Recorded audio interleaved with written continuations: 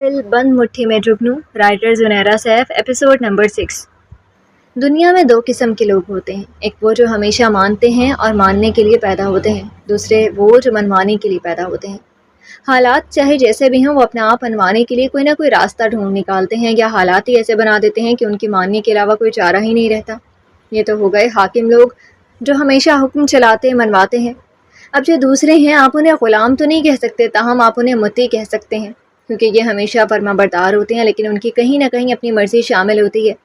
یہ بغیر جبر کے حکم مانتے ہیں لیکن غلام نہیں ہوتے، تاہم یہ لوگ لیڈ نہیں کرتے کیونکہ ان کی شخصیت میں صرف حکم ماننا لکھا ہوتا ہے، حکم دینا نہیں۔ وہ اچھے فرما بردار تو بن سکتے ہیں لیکن اچھے لیڈر نہیں، اس لیے کہ یہ ان کی شخصیت کے لحاظ سے الٹ ہوتا ہے۔ وہ خود مانتے ہیں کہ وہ صرف حکم ماننے کے لیے پیدا ہوئے ہیں، حکم دینے کے لیے نہیں۔ اس کی بھی کئی وجوہات ہو سکتی ہیں، جیسے کہ کانفیڈنس کی کمی، حالات کا مقابلہ کرنے سے ڈر، خود کو ایک بڑے لیول پر غلطیاں کرتے دیکھنے کا خوف، اور بھی کئی ہو سکتی ہیں۔ یہ شاید ان سب میں کوئی بھی نہ ہو یا سارے ہی ہوں۔ وجہیں جو بھی ہوں، یہ لوگ کبھی لیڈ نہیں کر سکتے ہیں۔ میرا بھی شمار ان لوگوں میں ہوتا ہے جو دوسرے قسم کے ہیں، کیونکہ میں کبھی بھی لیڈنگ رول ادا نہیں کر سکتا، اس لیے یہ میری طبیعت کے برخلاف ہے۔ نوح اور صالح اس وقت کھیتوں کے پاس نہر کے قریب بیٹھے تھے۔ نوح نے صالح کی کسی بات کے جواب میں کہا تھا۔ نوح آج بولنے کے موڈ میں تھا، اس لیے صالح اسے خاموشی سے سن رہا تھا۔ نوح نے مزید اپنی بات جاری رکھی۔ مجھے ہمیشہ کہا گیا کہ ابا کا بزنس جوائن کر لوں یا چچا کے ساتھ مل جاؤں۔ اگر یہ بھی نہیں کرنا تو تایا ابا کو ہی جوائن کر لوں، اور اگر یہ بھی نہیں پسند تو اپنا ہی کوئی کاروبار کر لوں گی، لیکن ان میں سے کوئی بھی آپشن میرے لیے قابل قبول نہیں تھا، اس لیے کہ میں دوسری قسم کے لوگوں میں شامل ہوں، اس لیے کہ میں لیڈ نہیں کر سکتا، اور یہ لوگ مجھ سے لیڈنگ رول کی توقع رکھ رہے تھے، جس کی وجہ سے میری طبیعت میں ہر تھر میں اور جھنجھلاہٹ طاری ہو جاتی رہی، جو مجھے فیصلہ نہیں لینے دیتی تھی۔ اور کتنا ہی عرصہ میرا ایسا گزر گیا، جس کی وجہ سے مجھے نکما اور بیکار انسان کے طعنے سننے پڑے تھے۔ یہ سب سننے کے پیچھے بڑی وجہ یہ تھی کہ نہ میرے گھر والوں نے میری فطرت کو سمجھنے کی کوشش کی اور نہ میں نے۔ اس نے وقفہ لیا تو صالح نے سوال کیا، پھر یہ انقلاب کیسے آیا؟ اس کا انداز بے ساختہ تھا۔ روح کے ہونٹوں پر مسکراہٹ چمکی۔ اگر میں کہوں کہ میرے ہر بڑے کام کے پیچھے ایک ہی انسان کا ہاتھ ہے تو غلط نہیں ہوگا۔ مجھے ہر اچھے کام کی ترغیب دینے والی جنت عالم ہے۔ اس نے بہت پہلے بھی سمجھایا تھا، لیکن باتیں میرے سر کے اوپر سے گزر گئی تھی، کیونکہ میں شاید اب سوچنا بھی نہیں چاہتا تھا، لیکن اب کی بار اس نے مجھے کہا کہ وہ چند حتمی باتیں کہے گی اور اس کے بعد وہ مجھے کچھ نہیں سمجھائے گی۔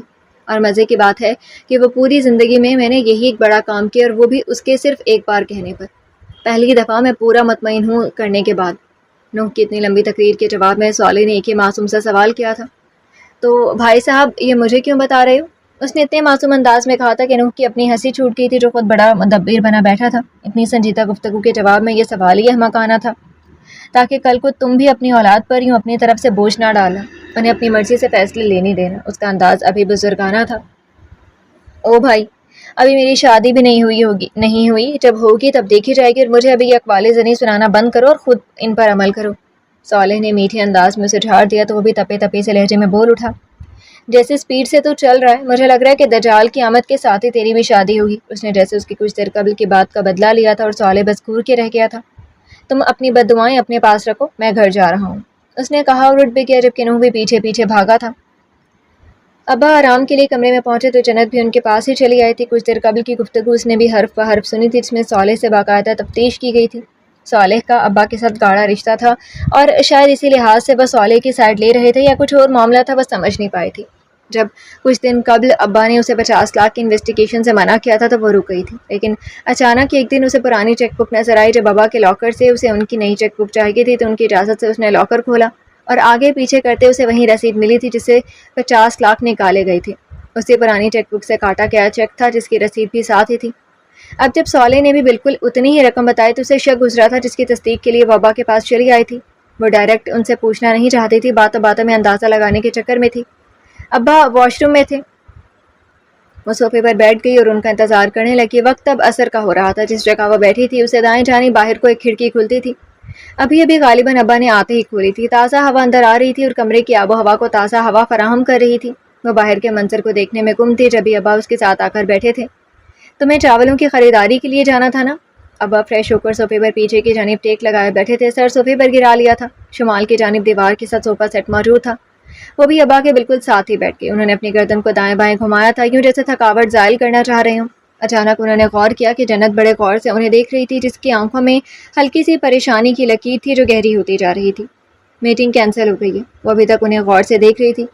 کچھ تھا ان کے چہرے پر جو اسے آج نیا لگ رہا تھا۔ جو بات پوچھنے کے لیے وہ یہاں آئی تھی دانستہ بھول گئی تھی۔ ابا کے چہرے کی داڑھی میں اب سفید بال زیادہ ہو گئے تھے اور کن پٹیوں کے بال بھی تقریباً سفید ہو گئے تھے۔ ان کے چہرے پر بھی تھکاوٹ کے آثار تھے۔ چہرہ جو شاداب لگتا تھا بوڑھا لگ رہا تھا۔ کون سی بات نے انہیں جلدی بڑھاپے کی جانب دھکیل دیا تھا؟ وہ کیوں اچانک کہ بوڑھا لگنے لگ رہے تھے یا اسے لگ رہے تھے؟ آپ کی طبیعت ٹھیک ہے؟ اس نے تشویش سے کہنے کے ساتھ ہی ان کے ماتھے پر ازراہ تسلی ہاتھ رکھ کر بھی چیک کرنا چاہا تھا۔ ماتھا نارمل تھا تاہم چہرے پر تھکاوٹ کے اثرات ابھی تک تھے۔ ابا نے ہاتھ رکھے جانے پر فوراً آنکھیں کھولی تھیں اور اسے دیکھا تھا جس کے چہرے پر تشویش کے ساتھ ساتھ پریشانی بھی رقم تھی۔ ابا نے اس کے ہاتھ کو پکڑ کر نرمی سے دبایا تھا اور خود بھی اٹھ کر بیٹھ گئے تھے۔ ٹھیک ہوں، بس ذرا سی تھکاوٹ زیادہ ہو گئی ہے۔ انہوں نے اس کی تسلی کے لیے ہاتھ کو نرمی سے مزید دبایا تھا۔ جنت نے ان کے اسی ہاتھ پر اپنا دوسرا ہاتھ رکھا تھا اور بڑے پیار اور نرمی سے انہیں دیکھا تھا جو اچانک ہی بوڑھے بوڑھے لگنے لگ گئے تھے۔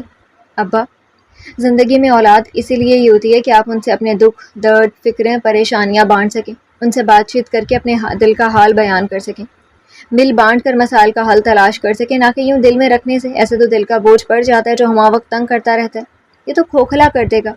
آپ کو وہ بات کر لینی چاہیے جو آپ کو تنگ کرے گی۔ بعض دفعہ مسائل کو کسی سے پوشیدہ نہیں رکھنا چاہیے، انہیں بات چیت سے حل کر لینا چاہیے۔ آپ کو کون سی ایسی بات ہے جو پریشان کر رہی ہے؟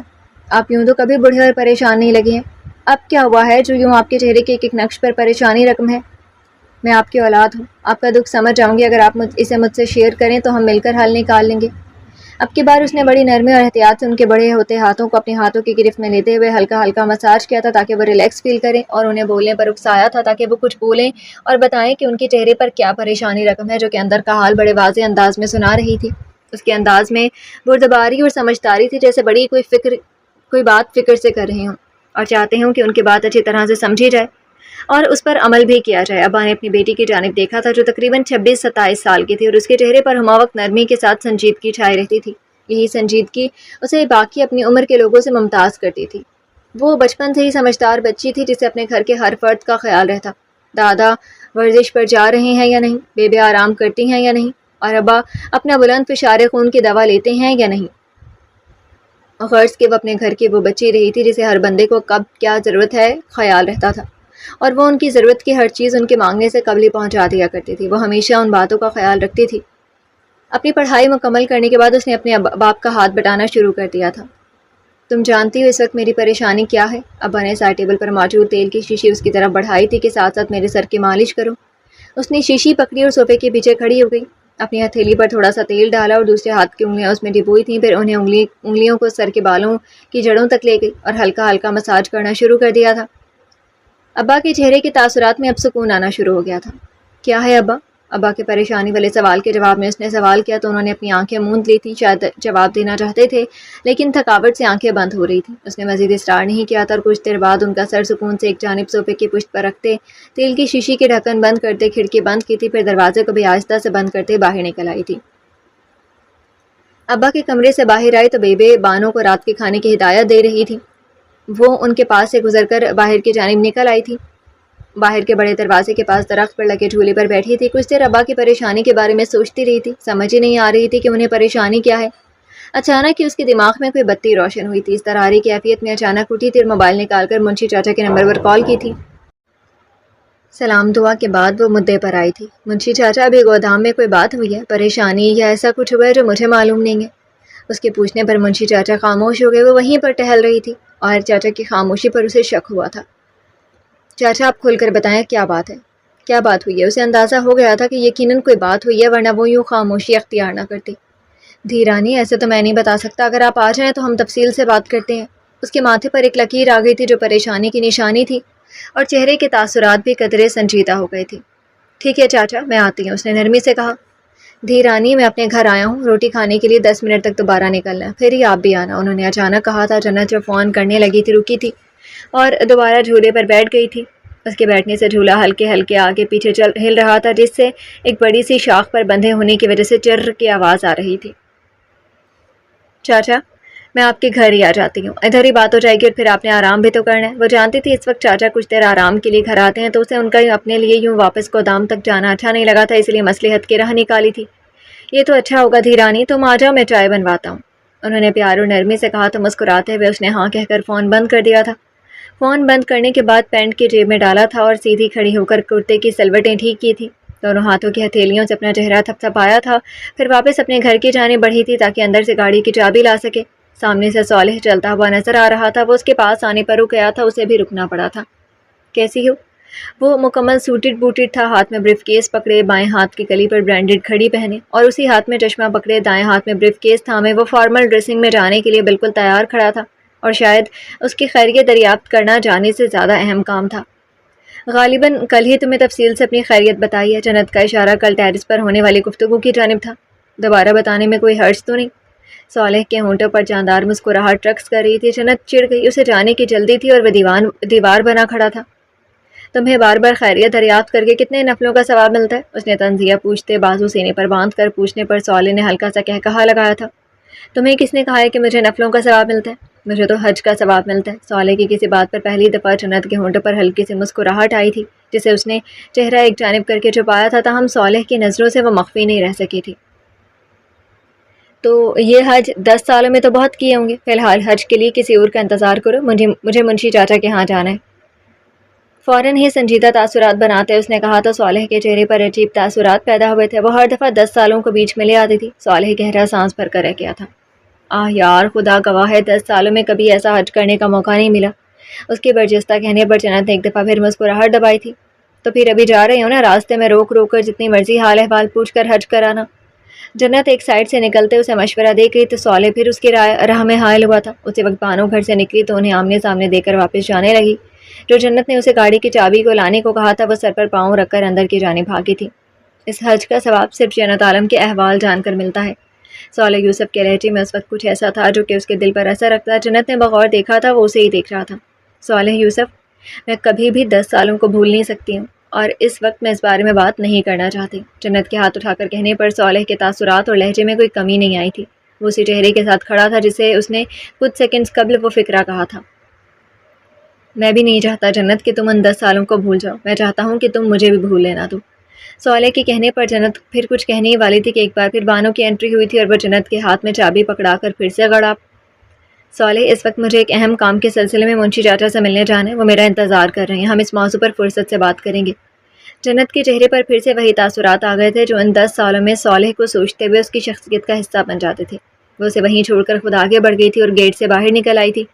گھر سے باہر نکلتے اس کے دماغ میں جھکڑ چل رہے تھے. اس نے پیچھے مڑ کر صالح کے تاثرات نہیں دیکھے تھے جو اوپر آسمان کے جانب منہ کیے جیسے التجا کر رہا تھا کہ اللہ میرا راستہ بھی سیدھا کر دے. ہر چلتے قدم کے ساتھ اس کے اندر بھانبڑ جل رہے تھے. غصے کے ساتھ اس نے اپنی گاڑی کا دروازہ کھولا اور چابی اندر لگائی تھی. ساتھ ہی ساتھ سوچیں بھی چل رہی تھی. وہ سمجھتا ہے کہ 10 سال بعد آ کر 2-4 دفعہ معافی مانگے گا اور میں معاف کر کے اس کا ہاتھ پکڑ کر نئی زندگی شروع کر لوں گی. مجھے اتنا ہی سستے کردار کی سمجھ رکھا ہے جو اسی کے انتظار میں بیٹھی ہوں کہ 10 سال قبل بنا کوئی وضاحت دیے چلا جائے گا اور پھر 10 سال بعد آ کر 2-4 معافیاں مانگ کر منا لے گا. لڑکیوں کی عزت نفس اتنی ہی غیر اہم ہوتی ہے کہ وہ یوں کسی کے انتظار میں بیٹھے ہوں، لڑکے معافی مانگے اور معاف کر کے نئی راہ شروع کر لیں. وہ اور لڑکیاں ہوتی ہوں گی جو کسی کے انتظار میں بیٹھی ہوں گی. میں جنت عالم ہوں. مجھے اپنی عزت نفس بہت عزیز ہے. ان 10 سالوں میں مجھے کیا کیا سننا پڑا ہے. میں نے کیا فیس کیا ہے. لوگوں کی زبانوں کے نشتر میں نے سہے ہیں. سوالیہ نشان میں بنی ہوں اور تم آ کر کہتے ہو کہ میں تمہیں معاف کر دوں. تمہیں آسانی حل سناؤں. واو صالح یوسف، براوو. اس کے اندر کا غصہ سوانیزے پر تھا. اسی غصے میں گاڑی نے بھی چلنے سے انکار کر دیا تھا. وہ جھنجھلاہٹ کا شکار ہو رہی تھی. گاڑی کی کھڑکی پر صالح کا چہرہ نمودار ہوا. گاڑی کے مالکن تک کی طرح لگ رہا ہے کہ گاڑی کا دماغ بھی ہل گیا. اسے لگا تھا کہ جنت جو اپنے اندر اس وقت لاوا چھپا رہی ہے اگلے گی. وہ گاڑی سے خاموشی سے اتری اور اس کی گاڑی کا فرنٹ ڈور کھول کر بیٹھ گئی اور اس کے چہرے پر نرم تاثرات تھے لیکن انداز حکمیہ تھا. مجھے منشی چاچا کے گھر تک چھوڑتے جاؤ. جنت نے ابرو چکا کر اسے وہیں اپنی گاڑی کے پاس کھڑا پایا تو وہ سرس بات میں ہلاتا اپنی گاڑی کی جانب آیا. بریف کیس پچھلی سیٹ پر رکھا اور ڈرائیونگ سیٹ سنبھالی. مجھے لگ رہا تھا کہ لاوا پھٹے گا. 3 منٹ میں وہ منشی چاچا کے گھر کے سامنے تھے. اترنے سے قبل صالح کے جملے پر بھی اس نے مسکراہٹ اچھالی تھی. تاہم گاڑی سے اترنے کے بعد جس زور سے اس نے گاڑی کا دروازہ بند کیا تھا صالح کو اندازہ ہو گیا تھا کہ لاوا پھٹ گیا ہے. صالح سر پر ہاتھ رکھ کر رہ گیا. اوہ، مجھے لگا کہ دروازہ اچھے سے بند نہیں ہوتا. بنا معذرت کی انداز معذرت خواہانہ بنائے وہ کہہ کر اندر چلتی تھی. صالح صاحب، مجھے لگتا ہے کہ تم نے پتھر میں دراڑ ڈال دی ہے. یوں لگ رہا ہے کہ یہ دروازہ اس نے گاڑی کے بجائے میرے سر پر مارا ہے. وہ منہ پر ہاتھ پھیرتا وہاں سے نکل گیا تھا. بتائیں منشی چاچا کیا بات ہوئی ہے؟ اس نے بیٹھتے ہی کہا تھا اور چائے کی جانب نظر تک نہیں ڈالی تھی۔ منشی چاچا کی بیگم ابھی ابھی چائے رکھ کر گئی تھی اور وہ اس وقت ان کی بیٹھک میں ان کے ساتھ بیٹھی تھی۔ چائے کے ساتھ انہوں نے کباب بھی رکھے تھے۔ چائے رکھتے محبت سے وہ بتا کر گئی تھی کہ آج منشی چاچا کی بیٹی آئی تھی جس کے لیے انہوں نے کباب بنائے تھے، اور منشی چاچا کے بتانے پر انہوں نے جنت کے لیے بھی رکھ دیے کہ وہ شوق سے کھاتی اور بڑی محبت سے پیش کر کے گئی تھی۔ اس نے ان کی محبت پر مسکراہٹ کے ساتھ سر ہلایا تھا اور شکریہ بھی ادا کیا تھا۔ دھی رانی، پہلے چائے پیو، ساتھ ساتھ بتاتا ہوں، اور یہ کباب بھی کھاؤ، مجھے پتا ہے تمہیں پسند ہے، اسی لیے خاص تمہارے لیے رکھوائے ہیں۔ اس نے ان کے کہنے پر چائے کا کپ تھام لیا تھا اور منتظر تھی کہ وہ بولی۔ ان کی بیٹھک کا ایک دروازہ باہر کھلتا تھا اور ایک گھر کے اندر کی جانب۔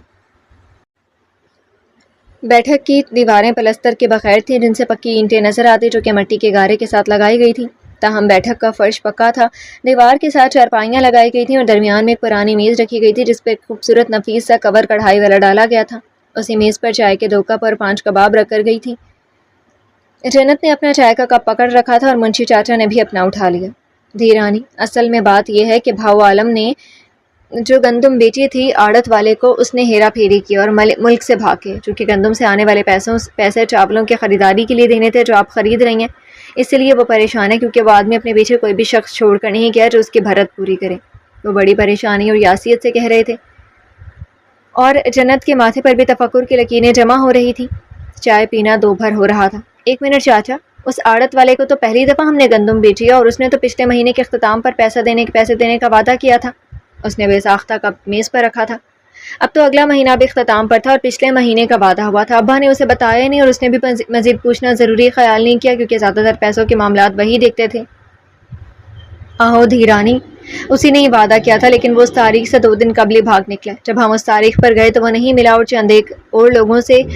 چند ایک لوگ اور بھی اس کی تفتیش کروا رہے تھے جن سے اس نے گندم کے پیسوں کا وعدہ کیا تھا۔ مزید کچھ دن اس کے پیچھے بھاگنے اور پتہ کرنے پر آج یہ معلوم ہوا ہے کہ وہ اپنی تمام تر جائیداد اور پیسہ وغیرہ لے کر ملک سے باہر ہی چلا گیا۔ رشتہ دار کسی کہا کو منہ نہیں لگا رہے اور کہتے ہیں کہ آپ ہمارا اور اسی کا معاملہ ہے۔ وہ کہتے ہیں کہ اب ہم اپنے پیسوں پر مٹی ڈال دیں کیونکہ نہ وہ واپس آئے گا اور نہ پیسے واپس ملیں گے۔ ایک تفصیل انہوں نے بتائی تو جنت نے بمشکل دل رکھنے کے لیے آدھا کباب توڑ کر کھایا تھا اور منہ پر ایک جھوٹی مسکراہٹ سجائی تھی۔ اس نے پھر تصدیق کے لیے رقم پوچھی تھی۔ چاچا، ہماری گندم تو 30 لاکھ کی ہوئی تھی نا؟ وہ اس امید پر پوچھ رہی تھی کہ شاید کچھ نہ کچھ پیمنٹ ہو گئی ہو تاکہ ابا کو تسلی تو دے سکے۔ دھی رانی، میں تمہیں اندھیرے میں نہیں رکھنا چاہتا، حالانکہ بھا عالم نے مجھے تاکید کی تھی کہ تمہیں بھینک بھی نہ پڑنے دوں، لیکن میرا خیال ہے کہ تمہارے علم میں یہ بات آنا ضروری ہے۔ وہی 30 لاکھ کی رقم اس نے ہمیں دینی ہے جو اس نے ہم سے گندم خریدی تھی، اور مقررہ تاریخ پر جب وہ نہیں ملا تو ہم اپنے طور پر ہم تب سے بھاگ توڑ کریں کہ کچھ اس کا سراغ مل جائے یا اس کی کوئی چھوٹی موٹی جائیداد مل جائے تاکہ اگر ہماری رقم نہ ملی تو ہم اسے کسی نہ کسی طرح سے بلیک میل کر سکیں۔ لیکن وہ شاید بڑے عرصے سے خود کو یہاں سے نکالنے کے چکر میں تھا۔ وہ اپنا سارا راستہ صاف کر کے گیا، کچھ بھی پیچھے نہیں چھوڑا۔ یہ کل ہی مجھے معلوم ہوا ہے اور میں نے آج بھا کو بتایا۔ وہ بڑے پریشان ہو گئے ہیں۔ انہیں پریشانی اس لیے زیادہ ہے کہ دھی رانی، جو تم نے چاول خریدنے ہیں ان کی پیمنٹ بھی اسی ہفتے کرنی ہے۔ چاچا نے بڑے کھلے انداز میں سب کچھ بتایا تو اس سے باقی کا آدھا کپ چائے حلق سے اتارنا مشکل ہو گیا تھا۔ اس نے دل پر پتھر رکھ کر وہ چائے حلق سے ایک بار ہی اتاری تھی، پھر چاچا کو دیکھا تھا جو اسے ہی دیکھ رہے تھے۔ یہ معمولی بات نہیں تھی، اتنی رقم، وہ بھی ایک ہی وقت میں یقین کرنا مشکل ہو گیا تھا۔ ایسا پہلی دفعہ ہوا تھا، ورنہ آڑت والے لوگ یوں بےایمانی نہیں کرتے تھے۔ چاچا، آپ کی تمام بات سن لی ہے میں نے اور سمجھ بھی لیا، لیکن آپ کو نہیں لگتا کہ اگر وہ گیا ہے اور کم عرصے میں گیا ہے تو کچھ نہ کچھ وہ چھوڑ کر گیا ہوگا، یہ کسی کو تو اپنے ساتھ میں لایا ہوگا، اور صرف ہمارا سرمایہ ہی تو نہیں ڈبویا ہوگا اس نے، اس کے پیچھے چند اور لوگ بھی تو شامل ہوں گے جو اسے ڈھونڈ رہے ہوں گے یا سراغ لگا رہے ہوں گے۔ اگر اتنا بڑا ہمارا سرمایہ تھا تو ہمارے جتنا یہ کم کچھ اور لوگوں کا بھی تو ہوگا۔ یقیناً اس نے کوئی نہ کوئی تو بلنڈر مارا ہوگا جلد بازی میں جہاں سے ہم اسے پکڑ سکیں۔ جنت نے ایک نکتہ اٹھایا تو چاچا اسے مروب ہوئے تھے، اس نہج پر تو انہوں نے سوچا ہی نہیں تھا۔ کچھ دیر خاموش رہے تھے۔ تمہاری بات میں دم ہے دھی، تو اس کا حل یہی ہو سکتا ہے کہ تم خود بھی ایک دفعہ تحقیق کروا لو اور پھر ایسے بندے کو درمیان میں ڈالو جو کہ روب والا اور اونچی کرسی والا ہو جس کا اوپر تک ہاتھ جاتا ہو، پھر یہ آسان ہو سکتا ہے۔ منشی نے اسے مشورے سے نوازا تو اس دوران اس نے باقی کا آدھا کباب بھی اٹھا کر منہ میں رکھ لیا تھا۔ ذائقہ اچھا تھا، منہ میں گھل گیا تھا، طبیعت پر بھی اچھا اثر ڈالا تھا۔ آپ کی نظر میں کوئی ایسا انسان ہو؟ اس نے پھر ان سے پوچھا تو اپنا خالی کپ واپس میز پر رکھتے انہوں نے ایک نظر اس کے چہرے کو دیکھتے کہا تو وہ چونکی تھی۔ میرا خیال میں تمہیں صالح باؤ سے اس حوالے سے بات کرنی چاہیے، انہوں نے محض ایک فکرہ کہا تھا اور باقی اس پر چھوڑ دیا تھا۔ اس نے ان کے محض جواب میں محض یہ کہا تھا کہ اس بارے میں سوچتی ہوں، اور 5 منٹ بعد وہ اپنے گھر کے لیے نکل رہی تھی۔ امریکی سفیر کی پاکستان آمد کی وجہ سے مہتاب مرتضیٰ کیس تاخیر کا شکار ہو گیا تھا، جس سے مہتاب مرتضیٰ نے بھرپور فائدہ اٹھایا تھا۔ اس نے اندر ہی اندر اپنے تعلقات استعمال کرنا شروع کر دیے تھے۔ انہی تعلقات کے پیش نظر اس نے جیل سے بھاگنے کا منصوبہ بنایا تھا۔ جس طرح اس کے گرد شکنجا کسا جا رہا تھا، اسے لگ رہا تھا کہ اس کا بچنا مشکل ہے۔ اس وقت بھی وہ قیدیوں کے ساتھ موجود تھا جو بدنام زمانہ کے بڑے بڑے مجرم تھے۔ اس نے چند ہی دنوں میں بڑے تعلقات بنا لیے تھے۔ اسی وقت اس کے پاس ایک پولیس اہلکار آیا تھا جو اسے اشارہ کر کے خود دوسری جانب مڑ گیا تھا۔ بڑے بڑے برآمدوں میں سے نکل کر ایک جانب غسل خانے بنے ہوئے تھے، وہ پولیس اہلکار اسی جانب کھڑا تھا۔ جبھی 5 منٹ بعد مہتاب مرتضیٰ اس کے پیچھے آیا تھا۔ کیا خبر ہے؟ مہتاب مرتضیٰ کے لہجے میں بے چینی چھلک رہی تھی، آنکھوں میں اضطراب اور چہرے پر کچھ مرضی کا سننے کی آرزو تھی، جسے اپنے مطلب کی بات نہیں سننا چاہتا ہو۔ وہ مسلسل اپنی داڑھی کو کھجا رہا تھا۔ اتوار کی رات امریکی سفیر کی واپسی، اور اس سے قبل ہی آپ کو نکلنا ہوگا کیونکہ اس کے بعد تمام ملتوی کیسز کا فیصلہ متوقع ہے، اور چونکہ آپ کے کیس نے سوشل میڈیا پر تہلکہ مچایا ہے تو آپ کو جلدی کرنی ہوگی، اس لیے کہ آپ کے خلاف کیا فیصلہ ہوگا آپ جانتے ہیں، اور آپ کو جلد از جلد یہاں سے نکلنا ہوگا، جس کے لیے پچھلے دروازے کے پاس ایک سرنگ ہے، اور اس دروازے کے پاس جو اہلکار پہرا دیتا ہے وہ بڑا خپتی ہے، کسی کی نہیں مانتا۔ اسے اگر آپ منا لیں تو آپ آسانی سے اس سرنگ سے باہر جا سکتے ہیں۔ وہ پولیس اہلکار اسے ادھر ادھر دیکھتے معلومات دے رہا تھا جو اسے چاہیے تھی۔ یہ پہرے دار تبدیل کا بت ہے، اس کی کیفیت اضطراری ہو رہی تھی، جیسے وہ جلد از جلد یہاں سے نکلنا چاہتا ہو۔ اس کی تبدیلی 24 گھنٹے بعد ہوتی ہے، اور جو مقابل ہے وہ بھی اسی کے جیسا ہے، لیکن اس سے امید کی جا سکتی ہے کہ وہ آپ کے کام آ جائے گا۔ اس کے کہنے پر مہتاب مرتضیٰ کے چہرے پر سکون کی لہر دوڑی تھی، لیکن پھر ہی اس کی جگہ پریشانی در آئی تھی۔ 1 منٹ، اگر اس سرنگ پر پولیس پہرا دے رہی ہے تو اس کو بند کیوں نہیں کیا گیا؟ کیوں اس کو اب تک کے ایسے مجرموں کے بھاگنے کے لیے کھلا چھوڑا گیا؟